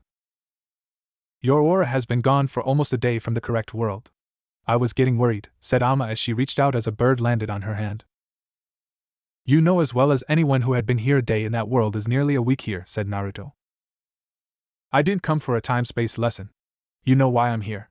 The devil faction is up in arms. About the letter you sent to them, said Amma. Rias Gremory broke the treaty, barely a day after I warned her that there would be consequences for her actions. Not to mention my own child commented her own infraction to complicate matters, said Naruto. Amma sighed as she sat at the edge of the tower and leaned her head on Naruto's shoulder. To anyone who showed this would think it a romantic motion on Amma's part. There was nothing romantic about it. It was just Amma's motherly nature to comfort others. Then again, Naruto and Amma had no real attraction to each other aside from their mutual friendship. I understand you're upset, but we have to play nice with the devils. They are one of the strongest factions, said Amma. Naruto snorted. Nice my ass. Amma, I warned her not to go after Issei. I had to come here to calm Miss Lef and bleed away my excess anger, otherwise I would have raided the underworld and beat Cerzeshes into the afterlife, said Naruto. Amma frowned. We faked your death for a reason, Naruto-kun. Michael, Azazel, and Cerzeshes are not people we should antagonize, even if you could defeat all of them in 3-on-1 combat. We cannot have it known that the strongest creature to ever existence is still alive, said Amma. Naruto snorted. Don't remind me. We weakened our position significantly after I was hurt by Jehovah before the ceasefire. Who knew that God was so powerful for such an old wizard, said Naruto, flexing his right hand. It took him a year to grow it back after that fight. Considering the fact that he defeated the original Satans in 4-on-1 combat, and has been out of commission for almost 2 millennia is still befalling to many in the Divine Plains, said Amma. Naruto nodded. So do you want to talk politics with the devils or are you leaving that up to me? Asked Naruto, steering the conversation away from that particular topic. I'm going to leave it up to you. Normally I would contact the devils and speak to them about what happened, said Amma. I'm sensing a but here, said Naruto, looking at Amma. Amma nodded. There is a but. Because you are romantically involved with the queen of the offender, I'm going to let you handle the punishment, but you can't kick them out of the territory, said Amma. Naruto frowned. Even if Akeno is my lover, she has nothing to do with the business that I have with Rias or Sona, said Naruto. Amma narrowed her eyes before she rose from her seat and looked at Naruto. Naruto, you are the lord of the Kyoto Yukai faction and appointed by myself as the vice leader of the greater Shinto/Yukai alliance with myself at its head. I fought to have you in that position despite my brother Susunu's argument and personal hate of you, started Amma. Bitch mad that I kicked his ass across Japan, muttered Naruto, only to be smacked on the head by Amma's brush. I still made you my second to move past the Yokai Shinto ancient grudges despite the looming of the abysmal ones in the background, and their connection to Yukai. I allow you to do as you please because we both know that you are stronger than I am, however I still have enough sway within our faction to have your position overturned if I must, and you know what that means, said Amma. Naruto did indeed know what that meant. Amma was threatening to let the entire supernatural world in on a secret that had been guarded for close to 1,000 years, with only the vampire coven lords knowing about it as they were allies of the GS/Y faction. Now Naruto could in theory succeed from the GS/Y with Kurama and Yasaka and turn the Kyoto Yukai into their own true faction, but that had many major drawbacks that Naruto wasn't willing to press. The only true advantage and trump card that Naruto had in this situation is that Yasaka was the guardian of the ley line. The Shinto gods were not about to risk that power for anything. However, Naruto also didn't want to risk the protection that his family was offered from the GS/Y either. Probation, said Naruto after a minute or two. I will personally oversee it with Kurama acting as my agent while they are in school. They also forfeit 30% of all money they earn from contracts for the next 7 months. Amma smiled, before she kissed Naruto on the forehead. Now I think it's time you returned home. You've been gone for at least a day. Naruto nodded before he opened a portal. He stepped. Location, downtown Ko. Place, Uzumaki Kondo. Time, 1700 Sunday. Akeno sat on the couch tapping her foot impatiently. For as long as she had known Naruto, he had never given any indication that he was more than an ordinary human. He had never showed that he was older than 24, and he had never given her any reason to believe that their relationship was just him passing the time. It hurt. It hurt a lot. To think that the man that she held a deep affection for could do this to her. A portal opened and out stepped Naruto, but before he could say anything a blast of lightning hit him and sent him into the wall. Naruto barely felt but pretended he did. He had been married a number of times and knew that sometimes it was best to let his wife/girlfriend of the times/era win or else it could have consequences. I deserve that, said Naruto, shaking his head. Akeno walked up to Naruto while shedding her clothes. You deserve more than that, but tonight we're going to fuck. Not make love, not cuddle up on the couch and talk it out. We are going to fuck each other with all of our supernatural power, and in the morning we're going to talk, said Akeno, licking her lips and allowing lightning to surge through her fingers. Akeno joined Naruto on the floor as her lips crashed into his. Location: Ko Academy. Place: ORC Clubhouse. Time: 18:15 Monday. The conference room of the ORC Clubhouse was currently in use as the 7 individuals awaited the man who had asked for this meeting in the first place. This was not how Sona planned on spending her evening. Maybe with a good book, doing paperwork, or one of her rare guilty pleasures, practicing kissing with her queen. Maybe even practicing cunnilingus on each other. If you asked Sona if she enjoyed doing rather sexual things with her queen, the answer would be a hard no, but that wasn't why they were here. When it came to the overall shared reign of Ko-town, Sona was the brains and Rias was the muscle. Sona knew that while she was as strong as Rias and had more pieces, Rias's peerage was just of a better quality. So for her to get a message from Rias that the daughter of a high-ranking member of Kyoto's faction attacked her was a bit disconcerting. Especially when said member was actually the president and CEO of Senju Industries. While Senju Industries made their name in the human world as leaders in the medical field while dabbling in other forms of business, in the supernatural world they were a front for the Kyoto faction and to a lesser extent the GS/Y. Since this was dealing with things beyond their political power, it was decided that Serzex and Serafal, both of whom dropped everything they were doing to come to the defense of their little sisters. Despite how powerful Serafal and Serzex were utter ciscons. Sometimes Sona thought that they both wanted to have sex with them, which wasn't uncommon for siblings and even parents in devil families to take an immediate family members as a lover. Her own father just so happened to be her mother's cousin from the branch family of the Citri. Focus, Sona! Yelled her inner chibi. Sona Citri was a beautifully stern, bespectacled young woman standing at 5 feet 5 inches with a slim figure with B-cup breasts, black hair styled in a short bob cut, and violet eyes. She was dressed in the Ko Academy's girl's uniform, revealing her best feature, her long legs. Would normally consider herself to be the brains half of the powers that controlled Ko. She knew from her sister that the territory was only on loan as an experiment, and a sign of good faith for the alliance with the greater Shinto/Yukai faction. Standing behind her was Queen Shinra Tsubaki, a young bespectacled woman who stood at the same height as Sona. Sometimes people would often mistake them as sisters. It was actually a little flattering that people thought them siblings sometimes. But unlike her king, she had D-cup breasts with long straight black hair that extends all the way down to her knees, with split bangs, and heterochromic eyes, with a violet left eye and a light brown right eye. She wore the same uniform as Sona did. Normally Sona was the diplomat when it came to Rias's rather blunt approach to things. It was one of the reasons that Serafal was here. Sitting on her left was Sona's sister, the Satan in charge of foreign affairs, the strongest female devil. Serafal Leviathan, a title she earned through blood, tears, heartbreak, and criticism from the Devil Council. She wasn't very tall, she was even shorter than Sona herself, standing at 5 feet 2 inches, and despite her age of a few hundred if not closer to 1,000, she still looked to be in her late teens, early 20s, with knee-length black hair, tied into twin tails and blue eyes. She wore a green blazer-like shirt with a white neckerchief, knee-length black shirt, black-heeled boots. Normally her queen would be there to assist, but she was currently working in talks with the werewolf packs of the Dark Lord factions. Because of the fact that the Citri and Gremry clans were allies because of her sister and Lord Lucifer, they decided to share the territory in the human world. A territory that was on loan to them from the greater Shinto/Yukai faction. A faction that was strong enough to give the Egyptian Parathion pause. She knew that part of that was due to the leader of the Kyoto faction, Yasaka, the guardian of the ley line, one of the most powerful sources of magic across the realms. This thought led to Sona looking to her right of where Rias sat with Akeno standing behind her. And then to Rias's right was her brother, leader of all devils, and the strongest devil to live since Lucifer the Morning Star, Serzex Lucifer ne Gremry. Serzex is a handsome man who seems to be in his early 20s. He has shoulder-length crimson hair and blue eyes. If you asked anyone who looked at him and Rias side by side, you would swear they could pass for twins with how similar in appearance they were. And finally there was Serzex's queen, wife, as well as Serafal's former rival for the position of Leviathan, Graphia Lucifuge. Graphia stood at 5 feet 8 inches, a beautiful young woman appearing to be in her early 20s with back-length silver hair that features a long braid on each side with small blue bows at the ends, while the rest is let down, which ends in twin braids and silver eyes. Wearing a blue and white French-made outfit with long sleeves and a white-made headband over her head with red lipstick.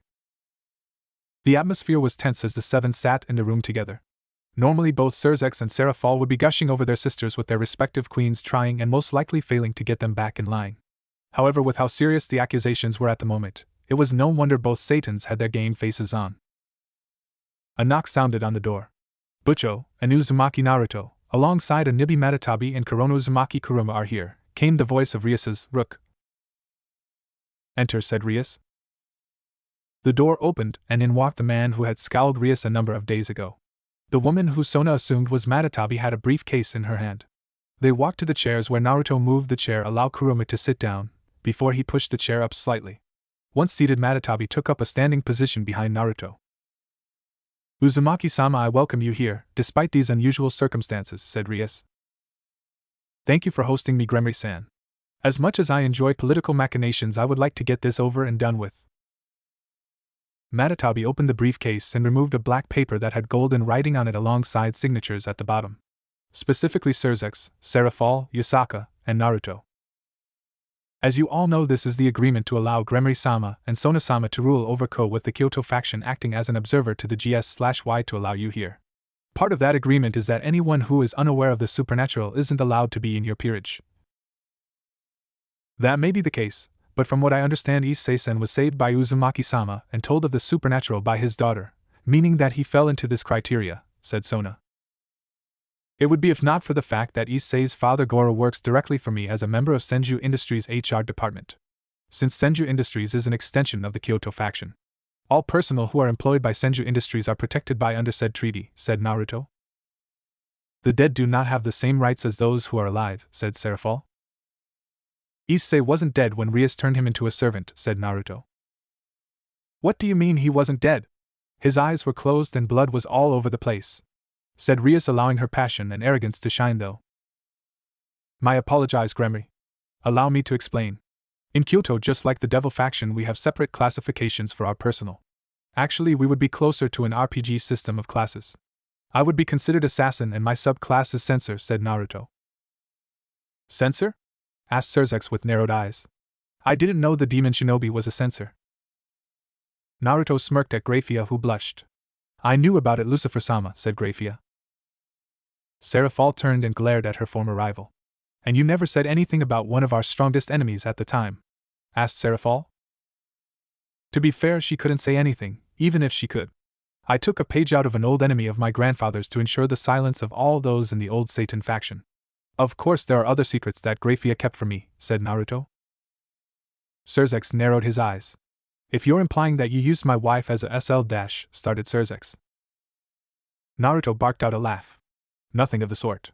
Yes, I did use to have sex with Kateria Leviathan in between battles and missions. I did make a pass at Graphia, but she turned me down. Surzex-sama, we are not here to revisit the past, we are here to talk about what happened between Rias-sama and Kuruma-sama, said Akeno. You are correct, Akeno-chan. I'd rather not have to kill a partner of ours, said Surzex, glaring at Naruto. 932 attempts, with half of those being in tandem with either Seraphol or Ajuka. And a further quarter of those being all three of you taking me on, said Naruto. Gentlemen, please, that's enough, said Seraphol, despite she herself remembering the broken bones that Naruto had left her with during the war. You're right. Let us move on to the next topic. Kuruma, by report of your own shadows attacked Rias, said Surzex.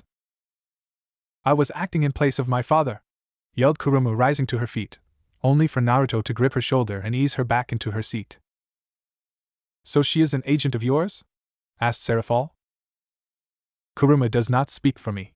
While she is my child, she is not an official of Kyoto or the GS/Y. She was doing what she thought was right, said Naruto. I believe that it would be good for her to spend some time under me as one of my servants, said Rias. That's not happening. There were mistakes all around here, but you still disobeyed an official of the GS/Y in Kyoto. I think I have a solution that all involved would agree with, said Naruto. What is it, Uzumaki-sama? Asked Graphia. For starters, since Gremory-san and Citri-san share this territory, they are both on probation. Also, Rias is not allowed to speak to Issei for a week. I wish I could impose harsher punishment, but seeing that both girls are learning how to be rulers, I've decided to help them with the political aspect of their leading, said Naruto. That's not far. Issei is my servant now and falls under the laws of Devil Society, said Rias. A society he doesn't know the rules of yet.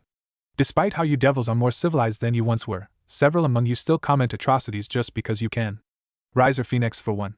He's lived for over 100 years, participated in the attack of a Nico village and… Enough! Yelled Surzex. To blatantly accuse my people of doing something like that in front of me, I'll annihilate you. 1. Naruto smirked. So some semblance of the Crimson King of Destruction remains. It would be a pleasure to beat you within an inch of your life. Both men stared at each other before a burst of static was heard where Naruto was. Surzex vanished in a blur of motion. Serafal, Matatabi, and Grafia all sighed. Before they rose to their feet and left the room. Everyone else was confused before they heard it. Sonic booms. Following the elder women, they rushed outside. Once outside, Sona's eyes widened. Naruto and Surzex were in the air with Naruto holding a black rod in his hand while Surzex held a sword made of the power of destruction, the power of the Beal clan. Naruto charged at Surzex and stacked with a slash.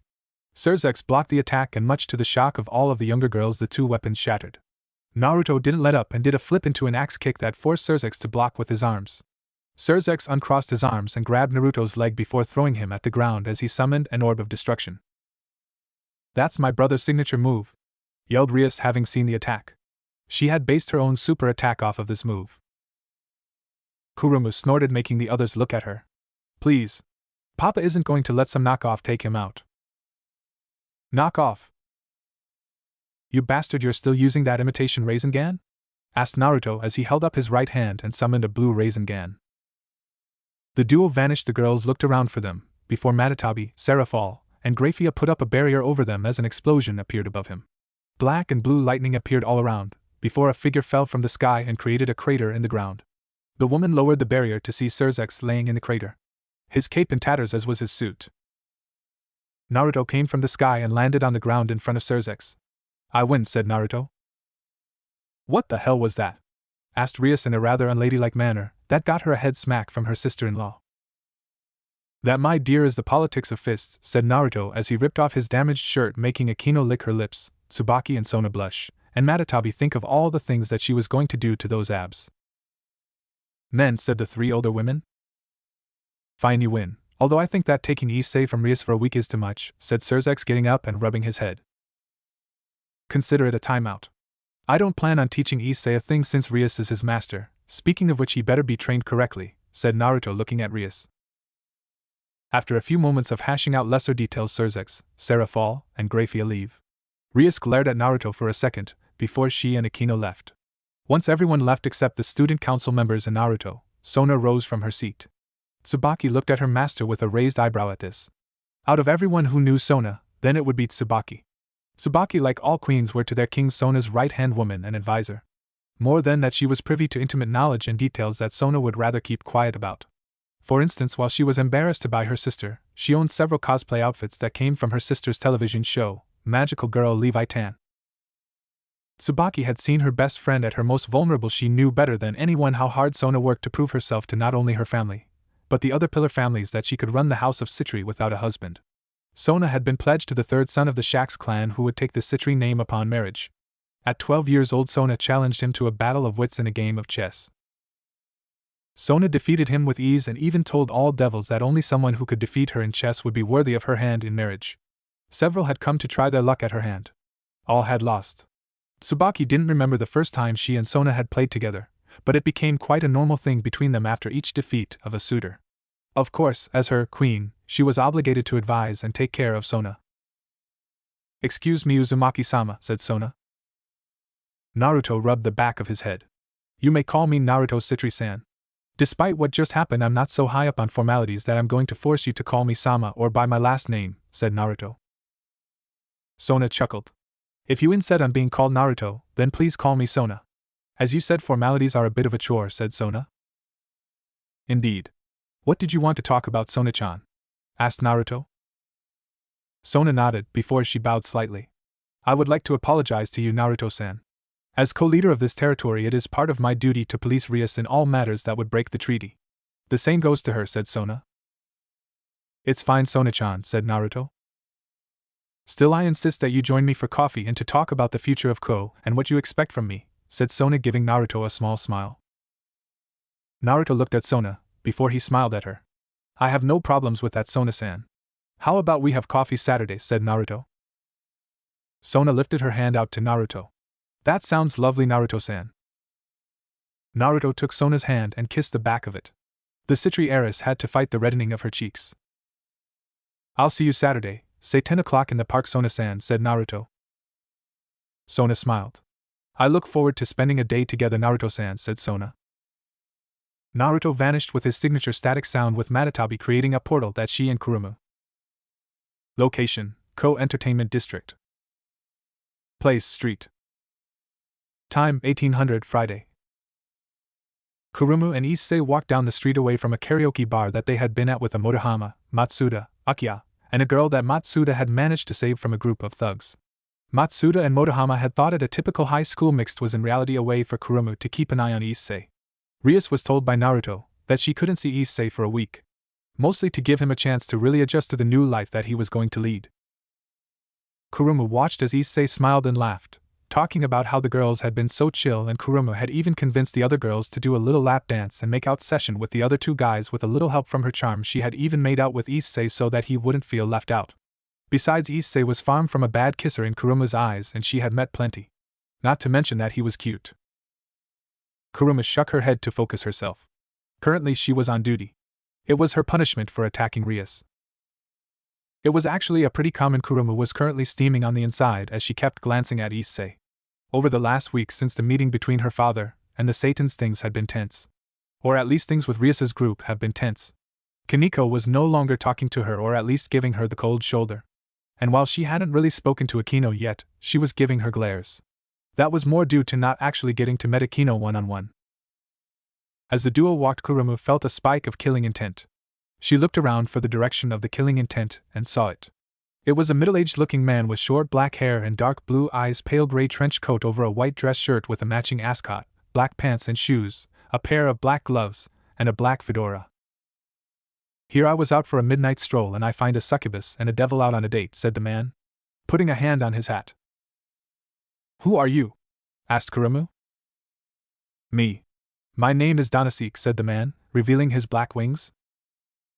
You are trespassing on GS/Y territory, fallen, spat Kurumu. Danasik looked at Kurumu with a smirk. From my research, this is the territory of the Citri heiress and the Gremory heiress. Of course, a slut such as yourself is a nice bonus, said Danasik. Kurumu stiffened hearing this. If he knew which devils were in charge, then he was here for one reason. Issei, run!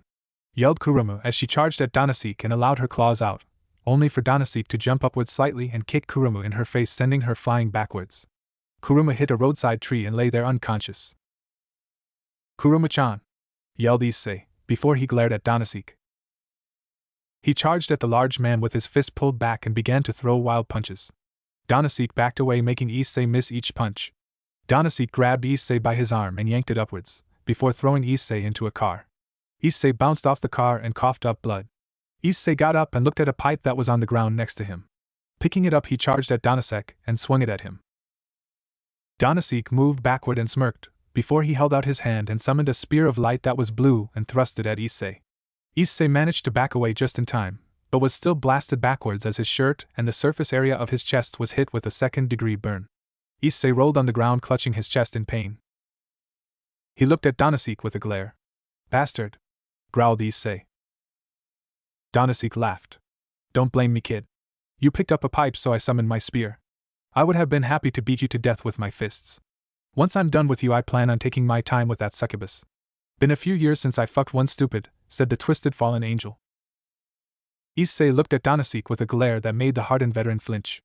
Issei clutched his left fist and rose to his feet. His fit glowed red before a light burst from his arm. Danasek was forced to cover his eyes before the light died down. Once the light was gone, it revealed a red, armored bracer with yellow accents and a green jewel on top of the palm area. The fingers aren't covered on Issei's arm. All this time we were afraid of a, twice critical, snorted Danasek. You do not take what is mine, yelled Issei as he pulled his fist back and threw it forward. The blow hit Danasek and launched him several meters away from Issei, as well as releasing some red energy. Once he hit the ground, he lay still for a moment as Issei panted. Danasek rose to his feet and turned to Issei. He didn't have any anger or hate in his eyes, but he was smiling. Danasek wiped his mouth of the blood that was there. Damn kid, that was a good hit. If you had a little more strength or technique, then you could have broken my jaw. It's clear to me you've never been in a fight. Funny how I managed to get a combat virgin with such a weak gear. Issei got into a basic boxing stance that almost everyone knew as he prepared to fight for not only his life, but Kuruma's. Donasek summoned another spear. That's enough, yelled a familiar voice. Issei looked to where the voice had come from to see Rias standing there, holding out her hand with a ball of destruction in her hand. Blood-red hair and black aura. Heiress of Gremory. You have me at a disadvantage as I do not know who you are, said Rias. My name is of no consequence to you, woman, said Donasek. Except you attack the ruler of this territory. Someone who I have to teach more about politics, said another voice. Issei looked up to see Naruto, who held Kuruma in his arms bridal style. Great, another devil, said Donasek. Naruto snorted. I'm no devil. I'm a yokai. Naruto vanished without a sound and reappeared, kicking Donasek on his right side. The force of Naruto blow crushed Donasek's right arm and some of his ribs as he went flying into the air. Donasek gripped his shattered ribs as he glared at Naruto. 2. I underestimated you. Who are you? Asked Donasek.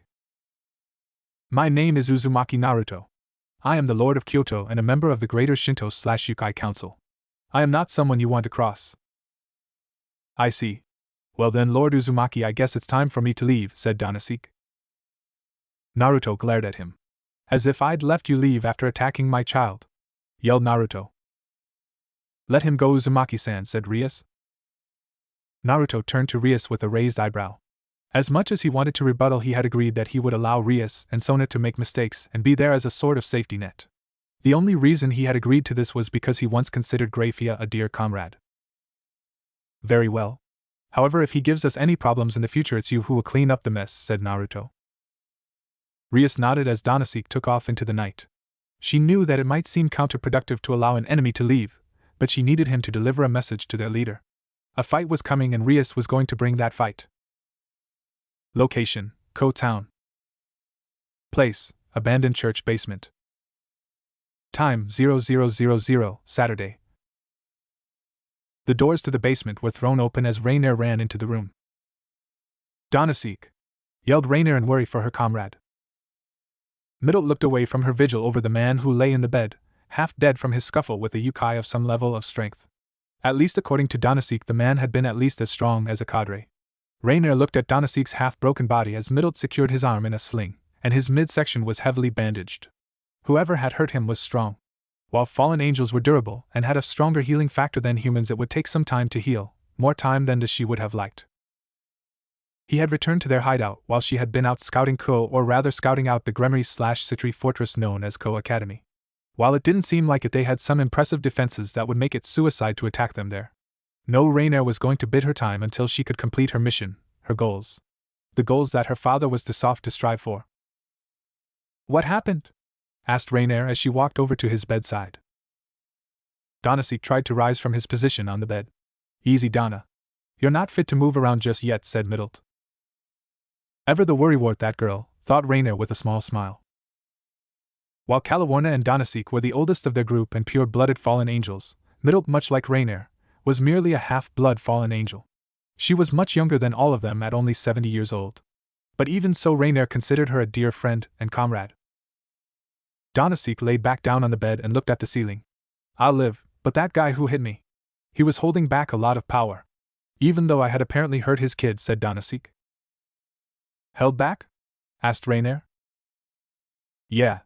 That blonde bastard's kick was strong enough to shatter half my ribs and arm, but for some reason he didn't kill me, said Donasek. Rainier took a seat and put a hand in her head. Why? That monster spared me when we met, and he didn't kill you. It makes no sense to me. Rainier. Maybe he's just waiting and playing a game of cat and mouse with us, said Midlet, clenching her teeth. I doubt it, said Calawarna, walking into the room with a backpack. Where have you been, Kala? Asked Donasek, talking to his old friend. Calawarna reached into the bag that she had and removed a rather old book. I was checking up on our prize. She'll be arriving by tomorrow. But I also went ahead and went to HQ and gathered information on the man who you met. What did you find out about him? Asked Rainier. He's an official in Kyoto. No bearing on his rank, but it's speculated by the cadre that he's the number 3 in Kyoto after Yasaka and her husband Kurama. He's also known as the Demon Shinobi, leader of a mercenary band that fought with the old Satan faction. Other than that, he's been head of the company Senju Industries for about 200 years. No wonder he was able to nearly kill me in one shot. If he's the number 3 of Kyoto, then he's as powerful as Lord Azazel, said Danasik, thanking their father that he wasn't killed. Why would a member of Kyoto be helping the devils? Asked Millet. Kalawaner put a hand on her chin. She was a foreign affairs field agent with the Gigori. Japan is exclusively Yukai and Shinto territory. Rumors have been floating around for at least a decade that the devils wanted to have a foothold in Japan. If they have a tentative alliance, then it would make sense that a member of Kyoto would be here to oversee them and make sure that they aren't doing anything that would go against their alliance, or treaty if there is one, said Kalawaner. Rainer bit her lip. If those devils had someone of that caliber on their side, then they would be dead. Not even her father could save her since this operation was off the books. Sure, they had been told to gather information on the dormant sacred gear user Haidu Issei, and report back their findings. A cadre took the orders one step further and told Rainer to kill Issei. Her team was in danger if they encountered that man again. We have day before our ritual target arrives and another week before we can do the transfer ritual. We just need to stay out of that man's scope.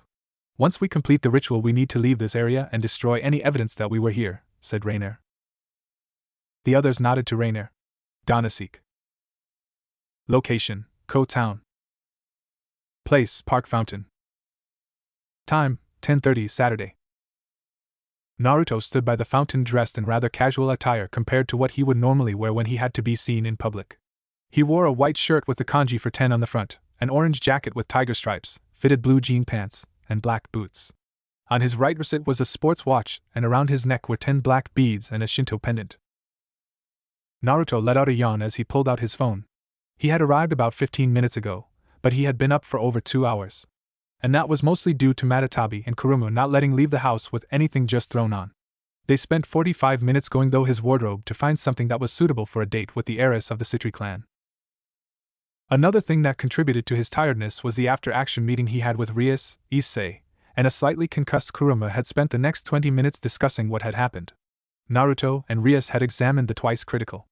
Of course, Naruto knew exactly what it was. It wasn't a twice critical. No, it was the gear that all twice critical had been modeled after. It was the Longinus tier boosted gear. A mid-tier god-killing weapon. Over the course of his long life, Naruto had met, fought, and even at one point married a user of said gear.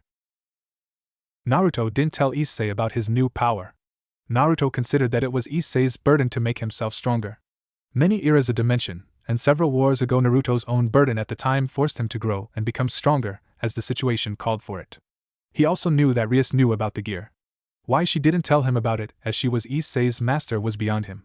While she wanted to talk more about it, Naruto told Rias that he had no desire to talk to her about whatever it was that she wanted to talk about. Of course, Naruto would advise her, but he wasn't going to get involved any more than he already was. Then again, considering what he had already done, he was sure that he would be fighting more fallen angels soon. Naruto allowed both Rias and Issei to stay over at his house that night. Naruto himself had spent the rest of the night until about 3 in the morning doing paperwork that he had neglected for the last 5 years. Sorry I'm late, Naruto-san, said Sona. Naruto looked up and smiled as he saw Sona. She wore an off-shoulder light gray long-sleeve shirt, a dark gray plaid skirt, and black low-quarter heels. On her left wrist was a silver chain bracelet, and around her neck was a pendant with her family crest on it. It's fine, Sona-san. You look lovely, by the way, said Naruto. Sona smiled. Thank you. I know that you clean up well thanks to seeing you in a suit, but had I not known any better, I would think you a college playboy trying to get into the pants of a high school girl, said Sona, putting a hand on her face and cocking her hip. Naruto chuckled. Cut me some slack, Sona-san. If I really wanted to get into your pants, I would, said Naruto, winking at her. Sona gave a small chuckle. Sorry, Naruto-san, but I for one don't believe in sex without love. It's the reason why I'm no longer inside of an arranged marriage, said Sona. Naruto smiled. This is a conversation to have over coffee, said Naruto, holding out his arm. The Citri heiress took her date's arm. Lead the way, Naruto-san, said Sona. The duo found themselves at a cafe not far from the fountain and were seated. They both ordered their coffee, or in Sona's case tea, and a small something to eat. As they ate, they made small talk, mostly about Sona and her schoolwork or Naruto's current business in Ko. As they spoke, Sona was analyzing every word Naruto said. Every careful mention. Sona knew that one day outing wasn't going to be enough to get to truly know the man before her. She would have to get him to go out more. Maybe ask Tsubaki for advice in the future? All Sona truly knew was that hanging out with Naruto would be fun. After the duo finished their coffee and cakes, they went out, and just enjoyed each other's company. They did regular couple things. Naruto took Sona to a movie and then to a small restaurant to eat, where they resumed their conversation. Finally they went and did some shopping. Both had money, but Naruto insisted on paying for anything Sona wanted. Aside from a dress or two that were both in the 100 or so range, she didn't spend a lot of money. Despite trying on several outfits to entice Naruto. What? She was still a devil. She still liked the finer things in life. A few hours later, Naruto and Sona stopped their walk as they saw Issei and a girl walking. A pretty young girl with long blonde hair flowing all the way down to her back, with split bangs over her forehead and a single strand sticking out from the top and sloping backward, and green eyes. Standing at 5 feet 1 inch with a petite body frame and B-cup breasts, wearing a dark teal nun outfit with light blue accents, a white veil over her head with light blue accents, a brown satchel slung on her right hip, and brown boots with black straps in an X-shaped pattern. She also wore a silver cross necklace around her neck. Sona seized up slightly. Before was a nun. A servant of the god and by extension the church. The natural enemies to devils. Nuns and priests for generations have gone after maleficent spirits and devils who caused harm to regular humans. In tales they had even slain devils with weapons created by God. The sacred gears. The divine items that allowed God's children to level the playing field, so to speak. Sona didn't know if she feared this girl before her or not, but if she was in code, then Rias would have to be made aware that her newest piece had spoken with the servant of God. Naruto felt Sona stiffen next to him, and he knew why. While he wasn't an enemy of the church per se, he wasn't exactly the biggest fan of them either. Thanks to Naruto's negative emotion sensing, he could feel someone's negativity no matter what. While she didn't show it, Sona had her own negative emotions. Actually, all devils had negative emotions, regardless of how nice they were. The girl before him, however, Naruto couldn't feel any negative emotions in her. Not a drop. She was pure. Nothing in this world had ever tainted her. No matter how bad. Issei, said Naruto. Oh, Uzumaki-san, oh crap. Prez, what are you doing with Uzumaki-san? Yelped Issei. Sona smiled at Issei with a look that told of pain to come. Hayata-san, I'm here speaking with a business partner of one of my family's major import businesses since my sister couldn't make it here. I hope that you are doing nothing that is unbecoming of a student of Ko Academy, said Sona. Issei took a step back and shook his head, while holding his hands up. No way, Prez. I've been on my best behavior, said Issei. The nun looked between Issei, Sona, and Naruto with a confused look on her face. Naruto looked at her and realized that they had switched to Japanese. She most likely only understood English, Italian, and Latin. I'm sorry about that, miss. We didn't mean to be rude, said Naruto in perfect Italian. The girl smiled and shook her head in the negative. It's fine, sir. I understand that not everyone speaks the same language as me.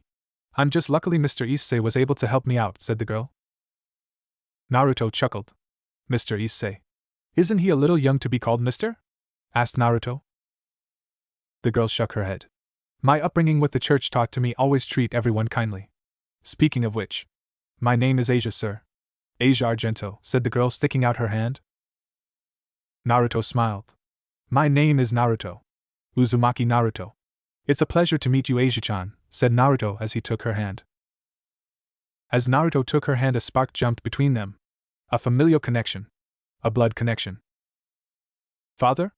Asked Asia in confusion, elation, and fear. Naruto looked at Asia and uttered only one word. Fuck. Sona and Issei looked at each other in surprise. Location, Germany.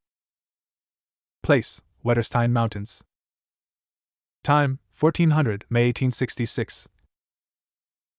A duo stood outside of a small wooden cabin that had the space cleared for several hundred meters in all directions. A light rain peppered the area. The duo had lived inside of this area for several years. It was more because they wanted to live a life of peace and happiness. Away from the ravages of battle.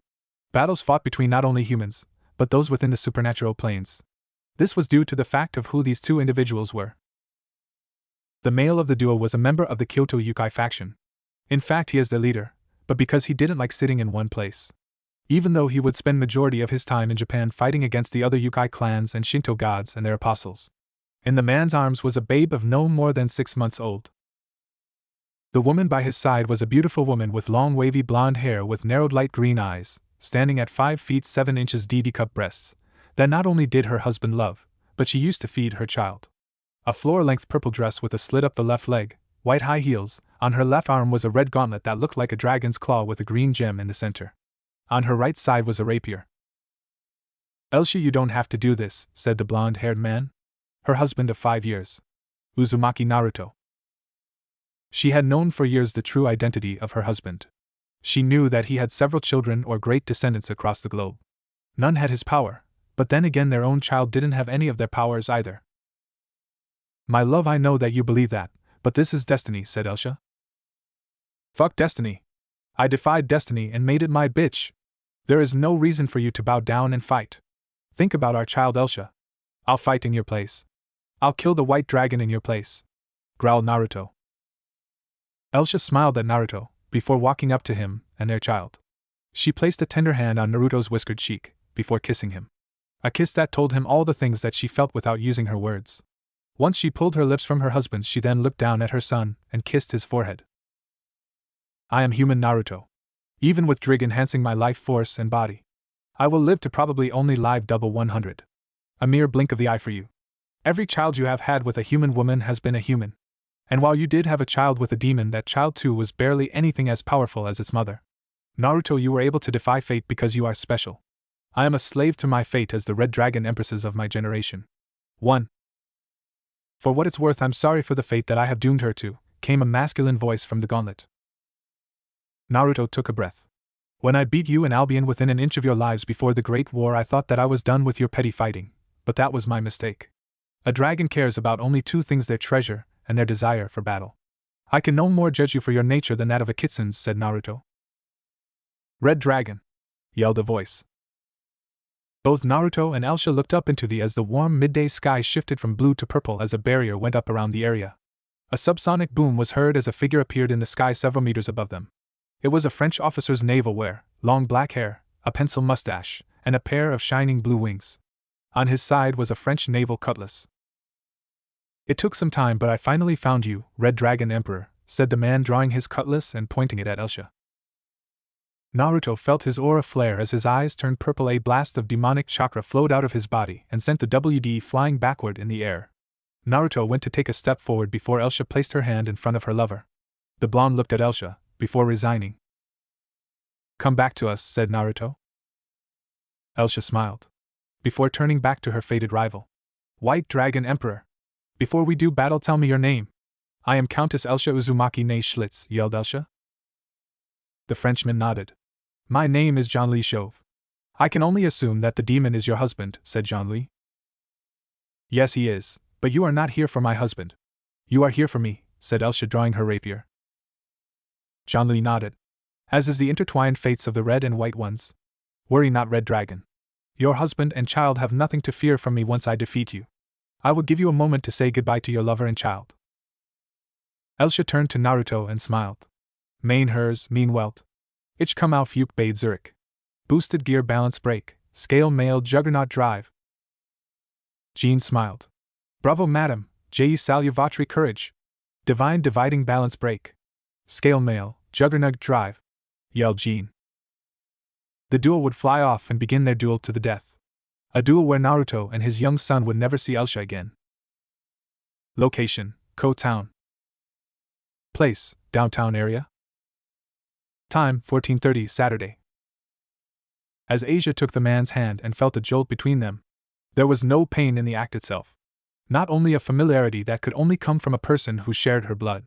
The priests and senior nuns at the church would often tell her that while God was her spiritual father, she had an earthly father out there, and she would know him because their connection would be instant and powerful. Only someone with love for God and powerful genes could sire a saint such as Asia. It appeared that they had been half right. "Father?" asked Asia in shock, confusion, and happiness. Naruto took a closer look at Asia. Blonde hair and green eyes. Not light green, but of a darker verity. While it was faint, he felt it when he shook her hand. A chakra network and draconian energy. A weak chakra network that had never seen use, but it was there. "Fuck," said Naruto. "Daughter?" asked Sona and Issei. Naruto rubbed his head. He knew that Asia was the child of his child he had with Elsha. She's not my daughter. At least not in the way you think she is. She's technically my great many times descendant. Although the familial power is there. Probably because of my own huge mana/chakra reserves in combination to who her ancestors were as well as who her mother and father are, it jump-started her own powers, said Naruto as he ran a hand through his head. Sona crossed her arms. That is quite irresponsible of you, Naruto-san. Not keeping track of all your descendants, said Sona. Naruto groaned. Cut me some slack, Sona-san. I'm older than most beings in this world, still look like I'm 24 and have to act like a man-child who had more money than he knows what to do with, and have a new woman on my arm every week like I'm Tony Stark or Bruce Wayne. Besides, most of my dependents are humans who never managed to unlock any form of energy manipulation. Asia is honestly the first one to do so in over 700 years. You try keeping track of over 2,000 alive descents that you know of. If I had known about Asia, I would have taken her from those brainwashers at the Vatican. Sona looked at Naruto. I didn't know that you were that old, said Sona. Naruto shrugged his shoulders. You don't pick up a moniker like strongest creature alive without tangling with the biblical god once or twice, said Naruto. Good point, although I'm curious to the number of lovers you actually have though, said Sona crossing her arms under her chest. I'm currently married to 2 women. An arch-succubus and a political marriage to the Grand Countess of all vampires. The only 2 serious lovers I currently have outside of them are Akeno and my secretary Matatabi, said Naruto with a shrug. Naruto gave this information freely to Sona, despite the fact he knew she was fishing for it. It wasn't uncommon for supernatural beings of great power to have multiple lovers or even harems.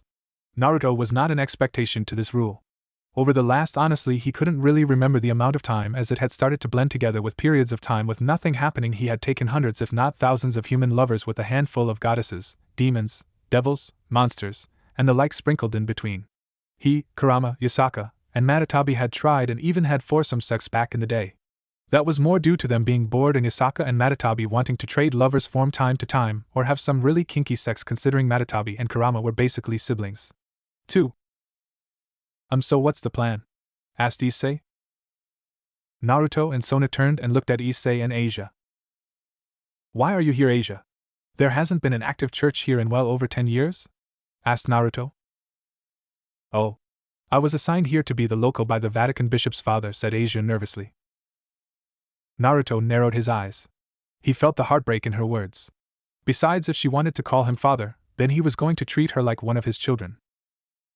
Rule 1, Asia, don't lie to me. You won't like the consequences, said Naruto with steel in his voice. Asia quickly nodded. Of course, father. I won't do it again. The truth is I was excommunicated from the church for healing a devil who had been attacked and gravely injured, said Asia, lowering her head. Naruto narrowed his eyes. A devil who was healed by a holy medium. If it was the rumored holy maiden snatcher, then Naruto would have to be on guard. Naruto put on a smile and placed a hand on Asia's head. Well, you don't have to worry, Asia-chan, you can come and stay with me, said Naruto. Asia looked up at Naruto. Really? Really, said Naruto. I'll even allow you to go to school and hang out with Issei. Asia liked the sound of that. Before she blushed. See, can I keep calling you father? I've never had a father figure before, unless you count the various priests that came and went, asked Asia. Naruto smiled. You can call me whatever you want, Asia-chan, said Naruto before turning to Sona. I'm sorry to cut our date short, Sona-san, but I have to get Asia set up for school, as well as clothes and stuff. Sona smiled. It's fine. I'll take care of her paperwork personally. Since my father is a member of the board, it won't take a lot for me to do it. Also, our next date, you're taking me to a chess tournament, said Sona as she walked up to Naruto and gave him a kiss on the cheek. Damn it! Uzumaki-san got kissed by Prez, groaned Issei. Asia frowned at this.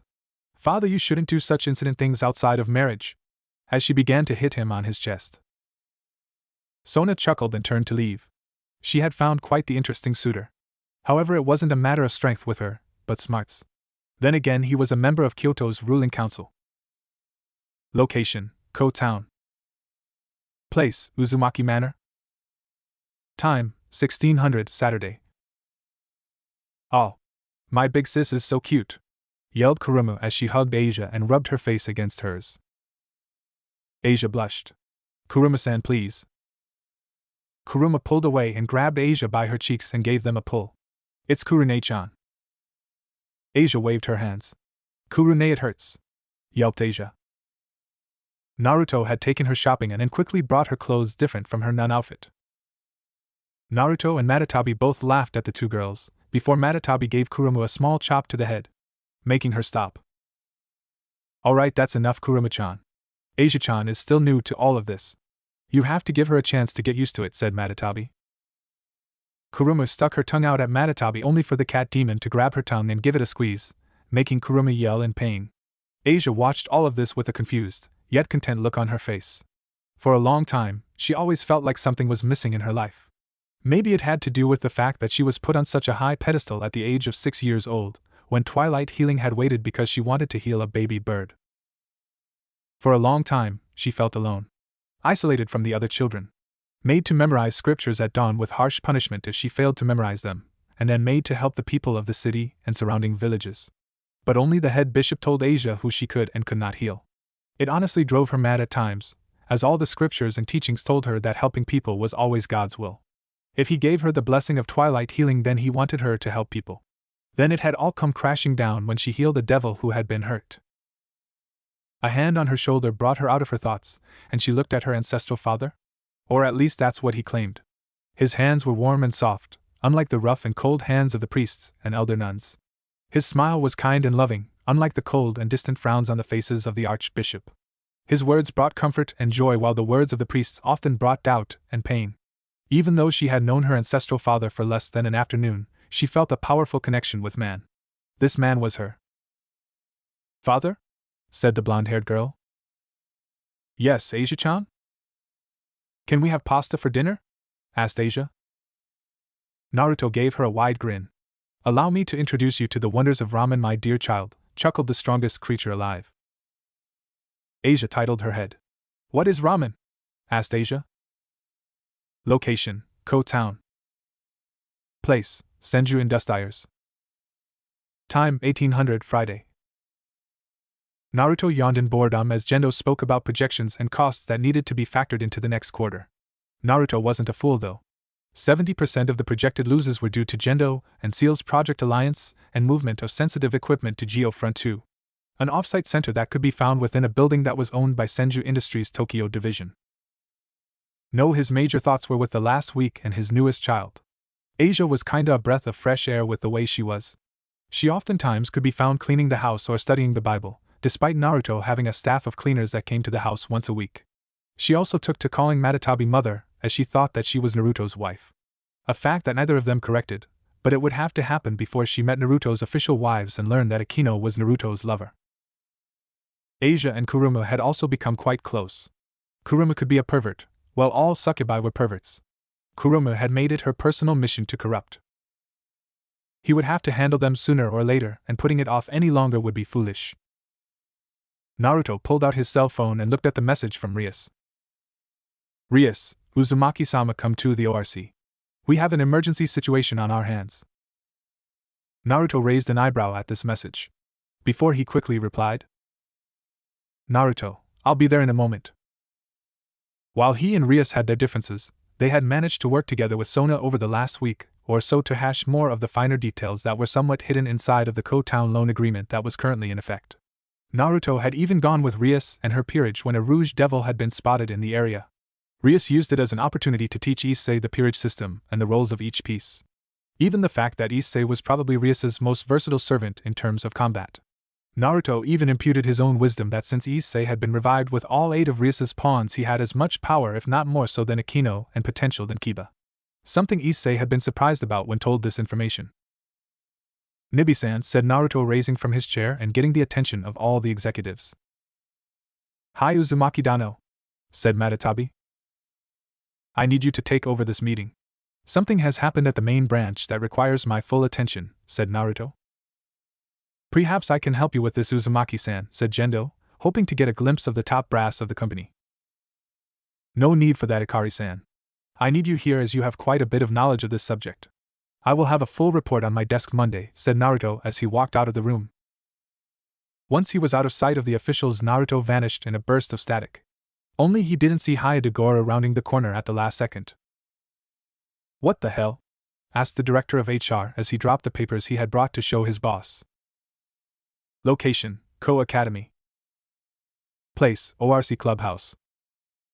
Time, 1900 Friday.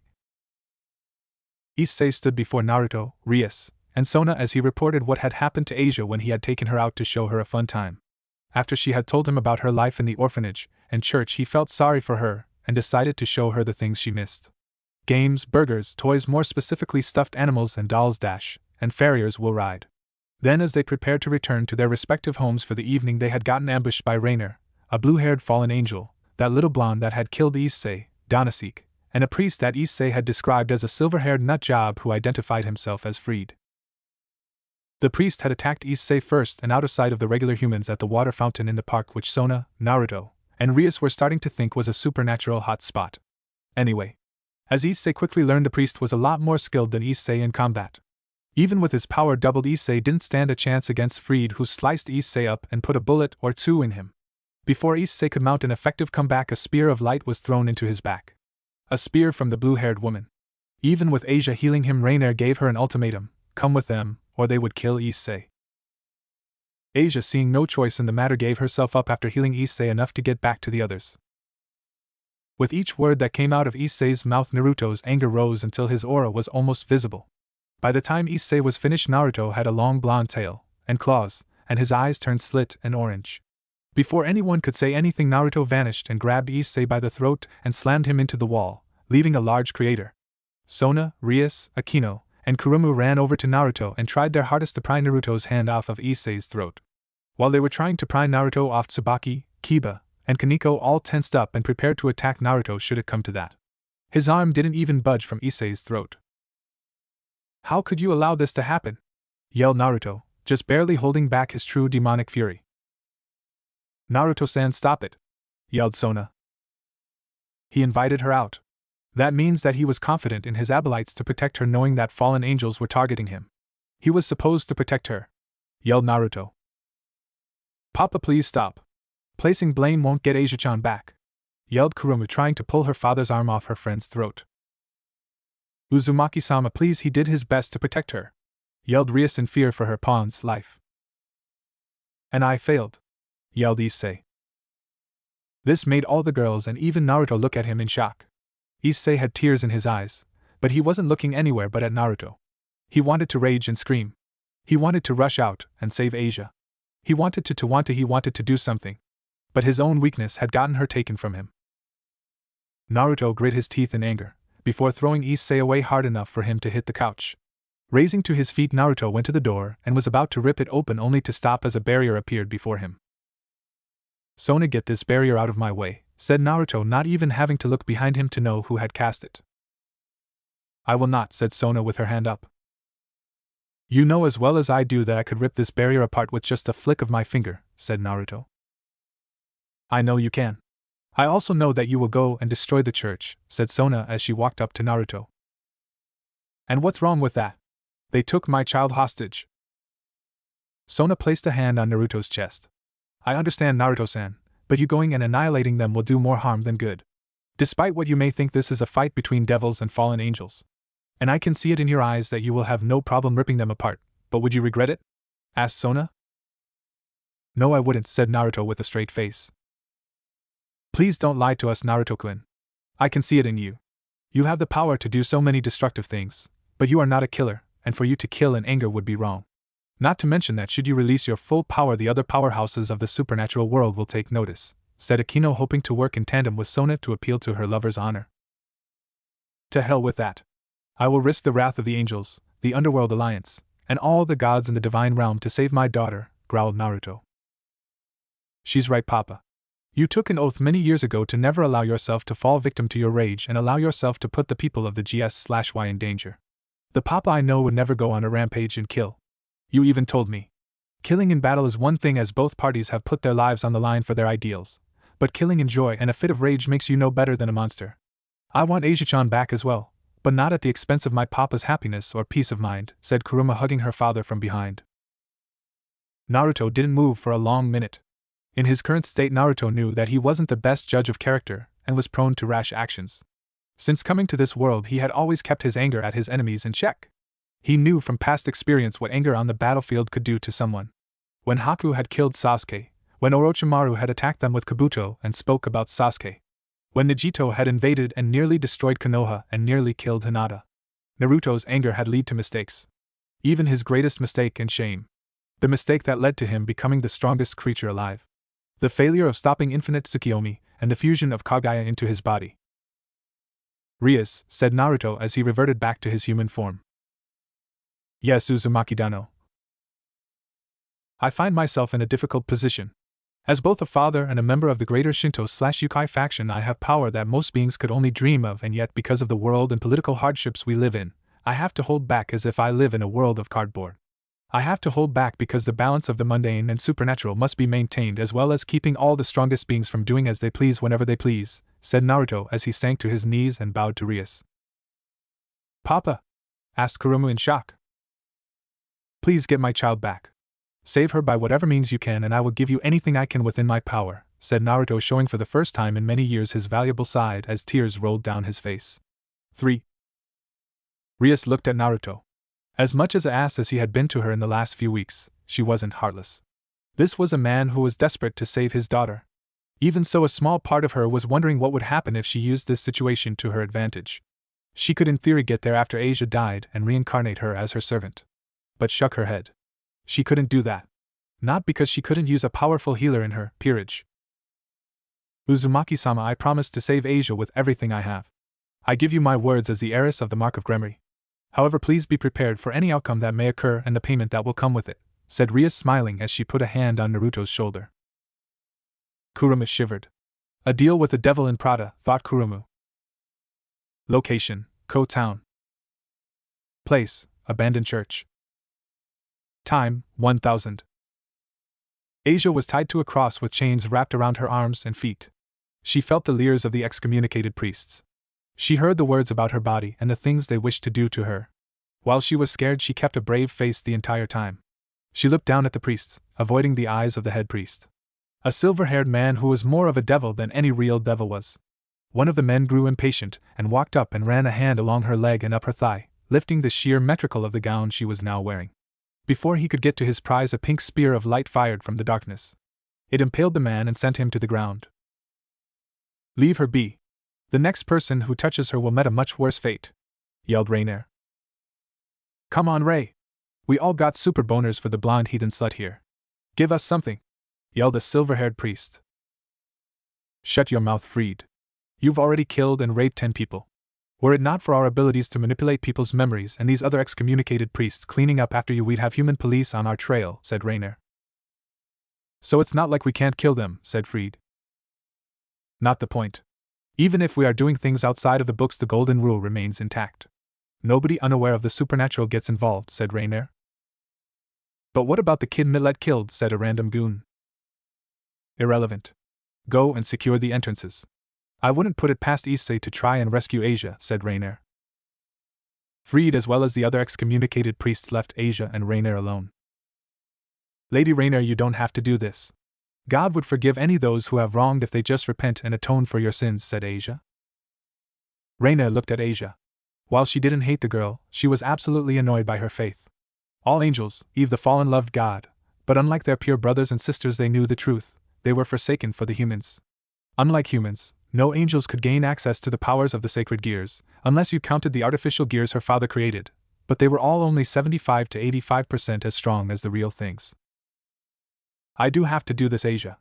Not for myself, but for my people.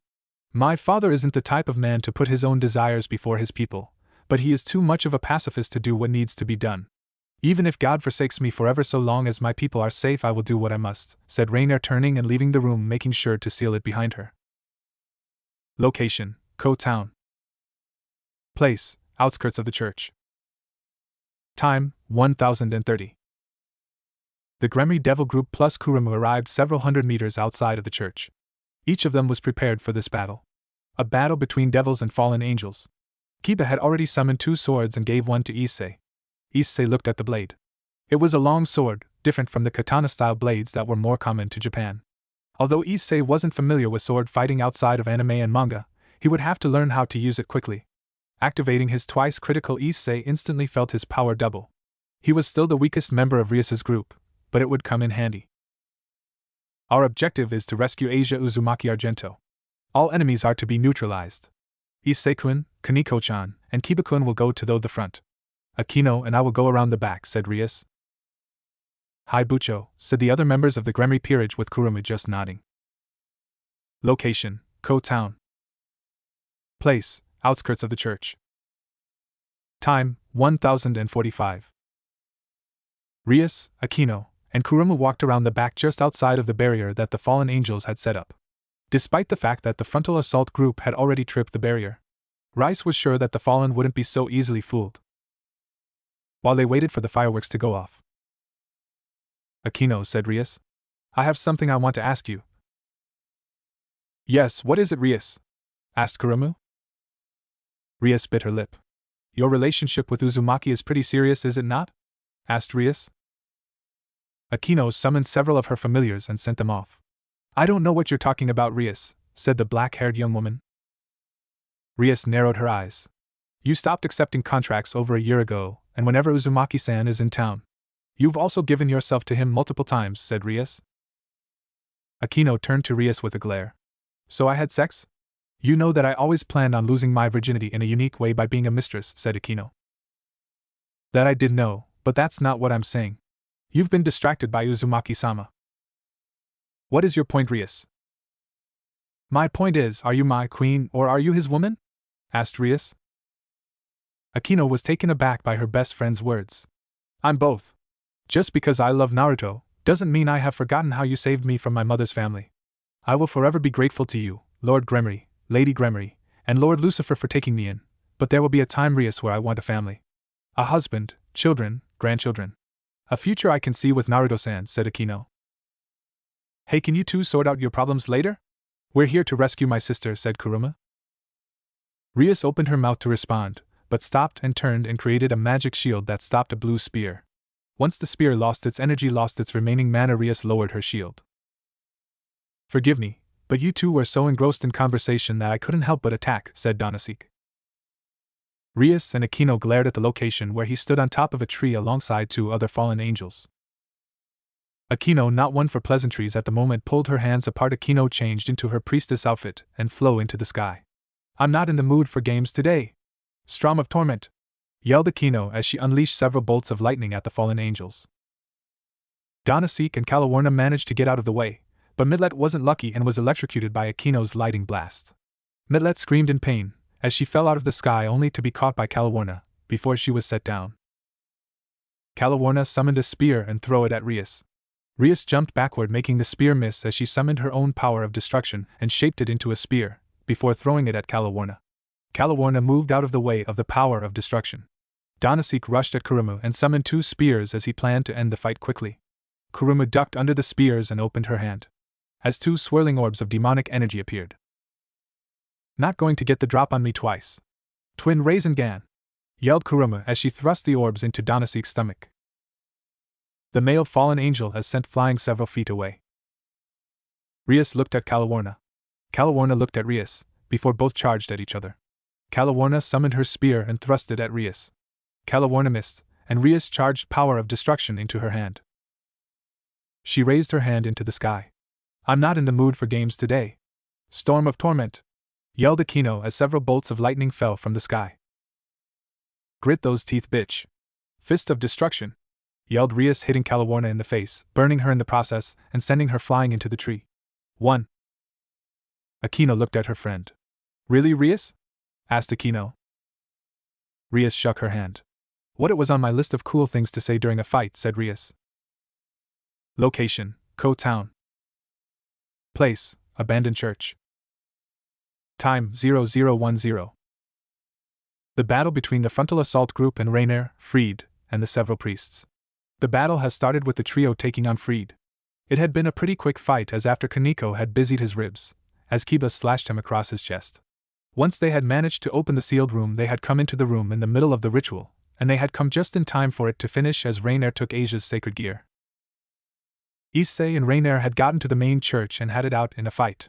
Rainier managed to heal all of the damage done to her by Issei, until he unlocked the full base power of the sacred gear, fully awaking into the Longinus class, Boosted gear. With a single boost, Issei was strong enough to knock Rainier out as Kaneko, and Kiba came to the top after dealing with the priests, with Asia on Kaneko's back. 2. Issei held Asia as everyone crowded around them. Akeno held the lightning chains around the 4 defeated fallen angels who all sat on the ground. Kuruma looked at her sister in worry as she grabbed the blonde's hand. It was so cold and her pulse was so weak. Asia-chan. Asia-chan, can you hear me? Asked Issei, giving Asia a small shake to try and wake her up. Asia opened her eyes and smiled at Issei and Kuruma. Issei, you came for me, you too, Kuruma-san, said Asia. Kuruma couldn't hold back her tears as she held her big sister's hand. I told you, it's Kurune, yelled the woman. Akeno tried to hold back her own tears. She may have been a battle sadist and sex masochist, but how could the universe be so cruel to someone so pure? Naruto would be devastated if Asia died. The man had already lost so much in his life. Lovers, children, friends. Even a long-lived species like devils would die of old age. The oldest living devil, the great King Beal, who had seen the original fall of Lucifer fall, would one day die of old age, even though he was on his 10,000th year of life. Rias bit her lip before she summoned her bishop to her. She didn't have any healing magic strong enough to preserve Asia, and she promised to save Asia no matter what. Thinking quickly, she summoned her red chess pieces, having only a bishop, knight, and rook piece left over. The knight and rook were crimson red, as all evil pieces were. Her bishop piece, however, had glowing black energy around. A mutation piece. Her bishop is the only piece that could save her.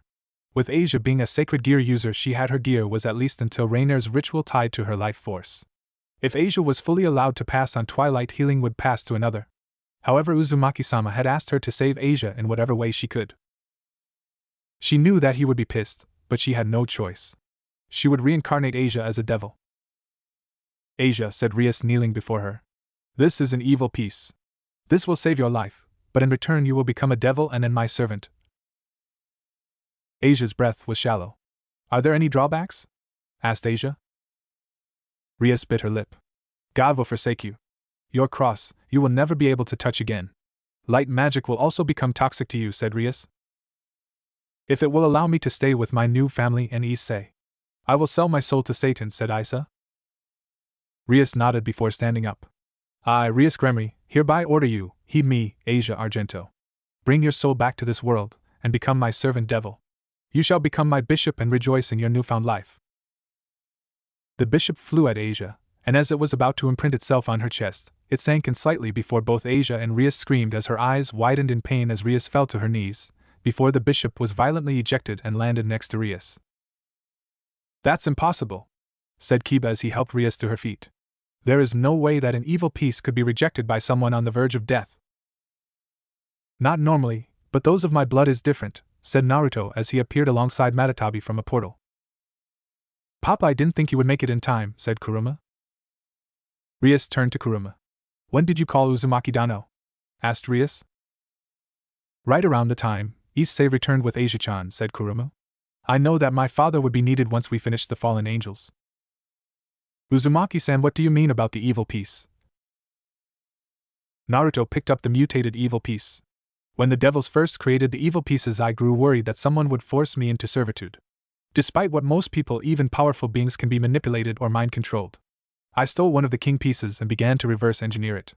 It's actually quite an impressive bit of soul magic, sealing magic, biological science, and devil alchemy. The woman I considered my mother helped me figure out how to create a defense against it in my DNA. Anyone who shares my blood can never be turned into a devil via the evil piece system, said Naruto as he flicked it back to Rias. 3. Then forgive me, Uzumaki-sama, as I can't save Asia from death, said Rias, lowering her head in shame that she couldn't fulfill one request. Naruto walked up to Asia and looked at her. It's fine. I'm going to save her, but once I do this, I'm not sure what the results will be since I haven't had a descendant active with an active chakra network in over 1,000 years, said Naruto as he placed a hand on Asia's forehead. Asia looked at Naruto and smiled a weak smile. Father, you're here, said Asia. The blonde-haired man smiled at Asia. Don't worry, kiddo. I'm not going to let you die. After all, I got a lot of things I want to show you, said Naruto. What do we need to do, Uzumaki Dano? Asked Rias. Place her sacred gear back on her fingers and leave the rest to me. Matatabi, hold her down and don't let her up. Naruto took a moment to fill her life force. Asia was hanging on, but only by a hair. Naruto would have to act quickly and take her from Issei. Naruto then removed Asia's dress, before he summoned a brush and ink. Both were quite special. The brush was made from the wood of a 3,000-year-old tree of life, and the ink was made from the leaves of Yggdrasil. Naruto then began to write over Asia where the 8 chakra gates were located. The seals Naruto drew on Asia would allow him to use his own demonic chakra to open her gates without poisoning her, as his more potent demonic chakra was toxic when used on humans.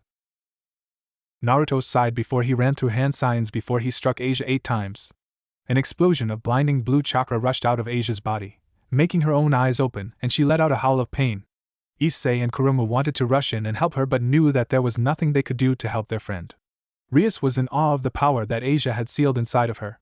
Asia had more power than Rias and Akeno combined at the moment. She would grow up to be a massive powerhouse in the supernatural world. Behind everyone, Kaneko was shaking in fear. The feeling was just like when SHE went crazy. The chakra began to rapidly fade, as Asia was once again close to death. Naruto wasn't going to allow that to happen. Naruto ran through hand signs before placing his hands over her head and heart. He wasn't sure what the results would be, but he knew that Asia would no longer be fully human after this. Yin-yang release, one's own life reincarnation, said Naruto as his hands glowed blue. The chakra turned his own life force into Asia's own, stabilizing her and bringing her back from the brink of demise. When Granny Chio used this technique to revive Gaara, she had been the only one to know it. However, Gaara still declared it a kinjutsu.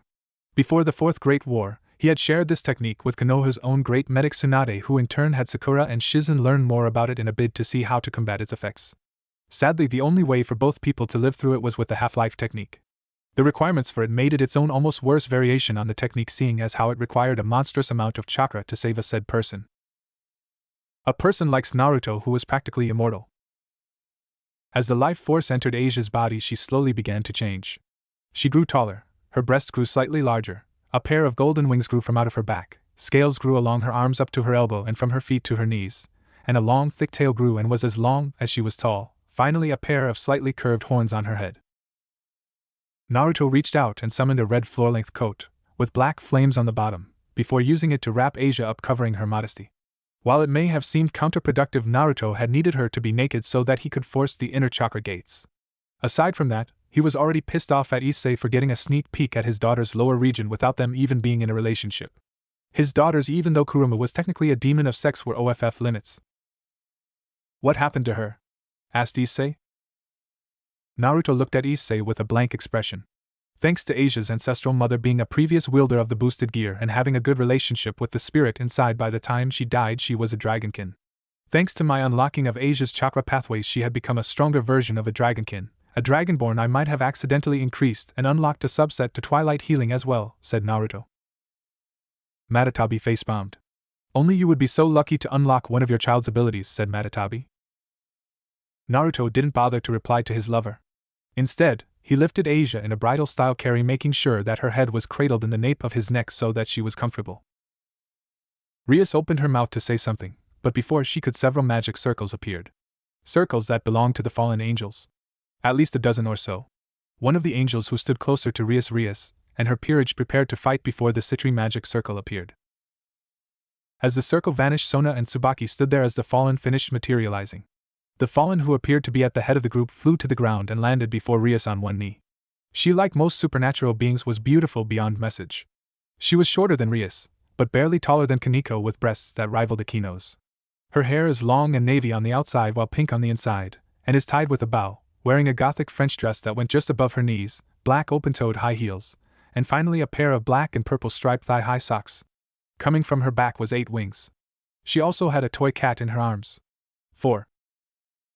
Rias pulled all her demonic mana into her hands, ready to strike the fallen before her, only for Sona to hold out her hand in front of her. "What are you doing, Sona? These angels are here to take our prisoners." "Stand down, Rias," said Sona. "No. I've allowed them to roam our territory too long. I will put them out of our misery." Sona pulled out a scroll that had the seal of Leviathan on it. "They are here under the protection of the Devil Office of Foreign Affairs." Rias and the others looked at Sona in surprise. The angel landed before Rias and Sona. "You might want to close your mouth, fire crotch, or do you normally keep it open so anyone can stick a cock in it?" said the girl, with her bored expression never leaving her face. Rias blushed in indignation, while Naruto was thinking if he should try and bed this one of that one-hitter quitter alone. Sona, it seems, decided to put a stop to the potential fight before it started.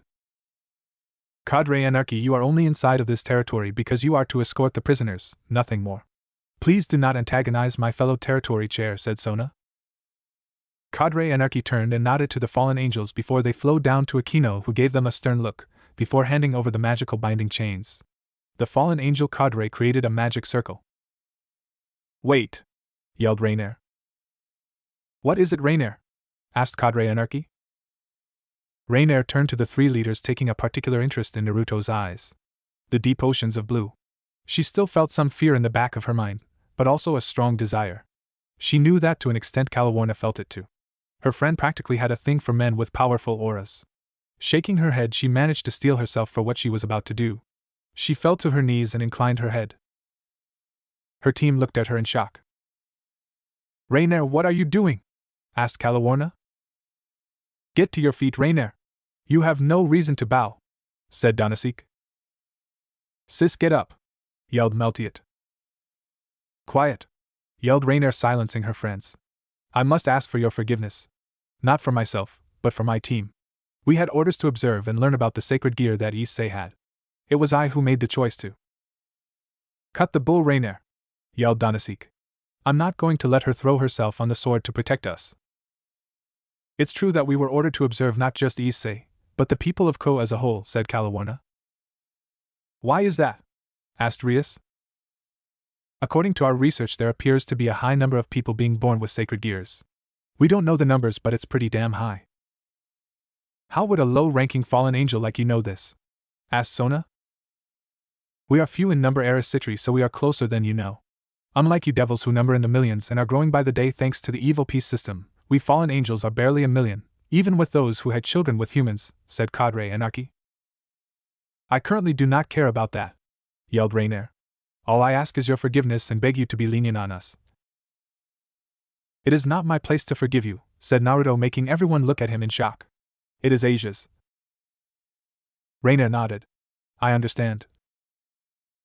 The fallen angels vanished in their circles. Matatabi raised her hand and opened a portal. Matatabi quickly followed with Naruto about to walk in. Hey, wait! Where are you going? Asked Issei. Asia needs to heal. She will take at least a week to recover. I promise that you will see her again. Also, Rias, I won't forget what you did. I will keep my promise to you, said Naruto. Rias smiled at Naruto. I'll hold you to it, Uzumaki Dano. Naruto walked into the portal as it closed behind him, leaving the Gremry group behind. Issei looked at the location where the group left. Rias put a hand on Issei's shoulder. Come, Aviasi, let's head home. The battle is complete, said Rias. Issei nodded as Rias opened a portal and they left the area. Location unknown. Place unknown. Time unknown, Saturday. The blaring alarm was almost as bad as the bells that used to be the signal to wake up in the orphanage. The matrons always said that those who were not up before the bell would get a lashing. However, one of the rare occasions she was allowed to sleep, she enjoyed it.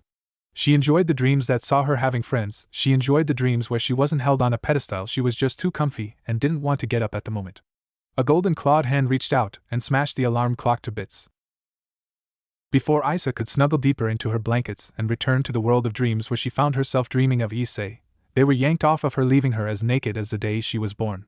This had the side effect of forcing her to wrap her arms, wings, and tail around herself and curl into a tight ball to keep warm. Wait, wings? Tail? Thought Asia as her eyes shot open and shot up and looked at her clawed hands. So your brain is finally firing on all cylinders? That's good. 15 hours 32 minutes, and 19 seconds. I was afraid that you'd be out for at least 2 days, but then again you are one of his children now. All of you kids inherited his thick skull and recovery ability, came a sultry voice. Asia looked at where the voice came from and looked at a woman who was sitting there reading a rather raunchy book, if the title was anything to go off of. A beautiful and bustive woman in her early/mid-30s who looked a lot like Kuruma, as they both had light blue hair that, unlike Kuruma's, reached the middle of her back and purple eyes. She was slender and could easily pass for a supermodel or movie star. If Asia had to take a guess, she was slightly taller than Matatabi. She wore a bright red strapless dress that is also specifically a mini dress in length, with a black hem, a white belt that made the dress seem skin tight, a black sparkling coat with a light tan fur collar, and a pair of gold heart-shaped earrings, and a matching heart necklace.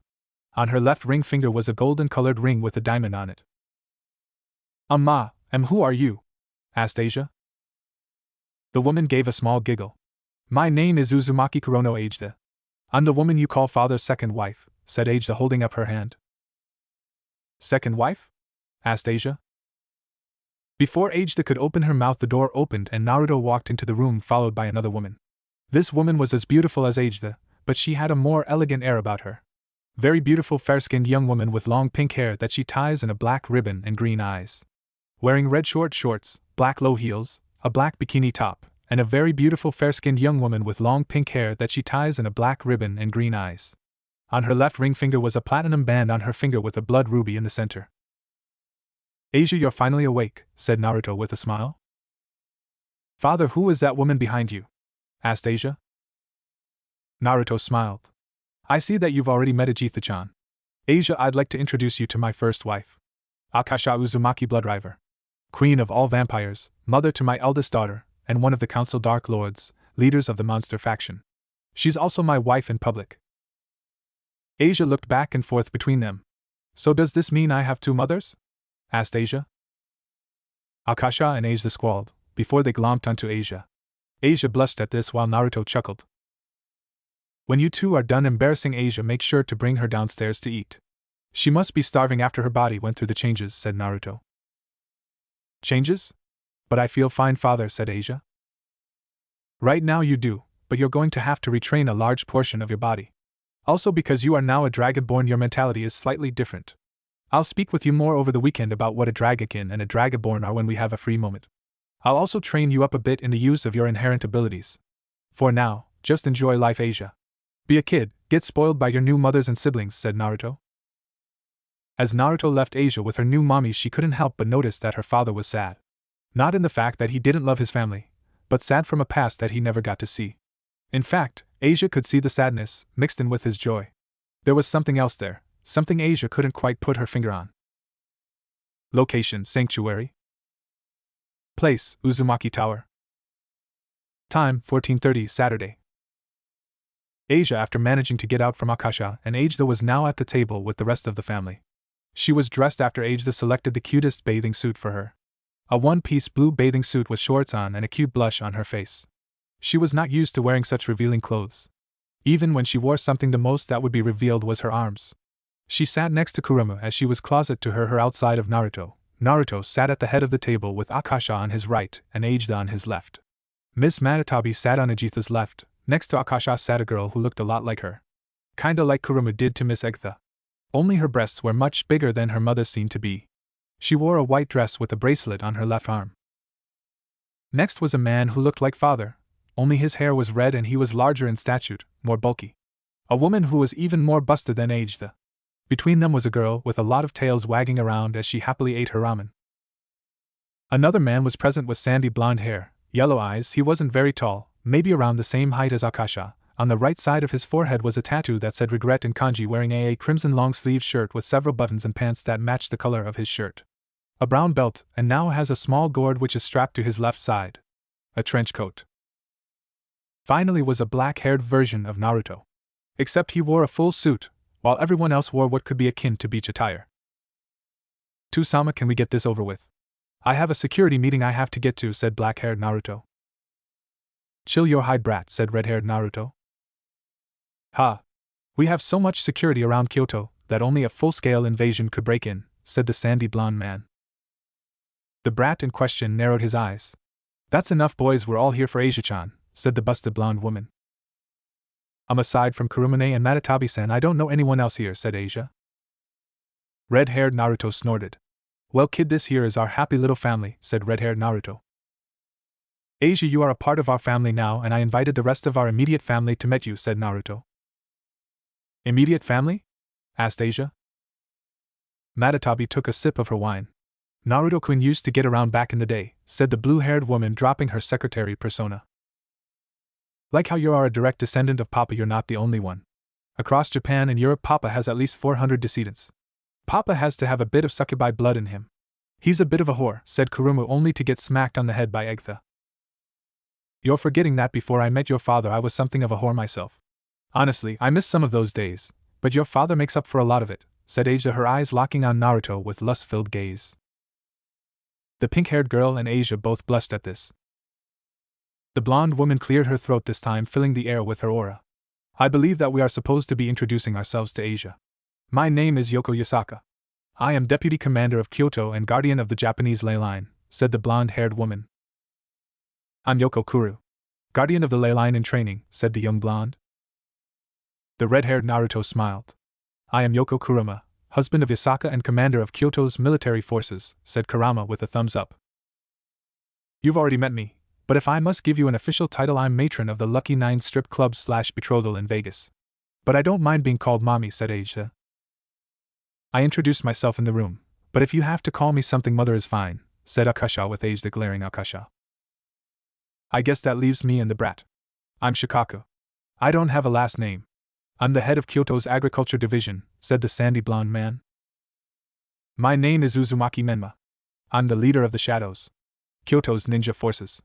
I'm also Tusama's eldest child, currently living at 213 years old, said Menma. For clarity, that makes him older than me, but younger than Akasha, joked Asia. Menma glared at the succubus, but there was no real heat behind his glare. In fact, Asia could feel that the people in this room loved each other with all their heart, and would do anything to protect each other.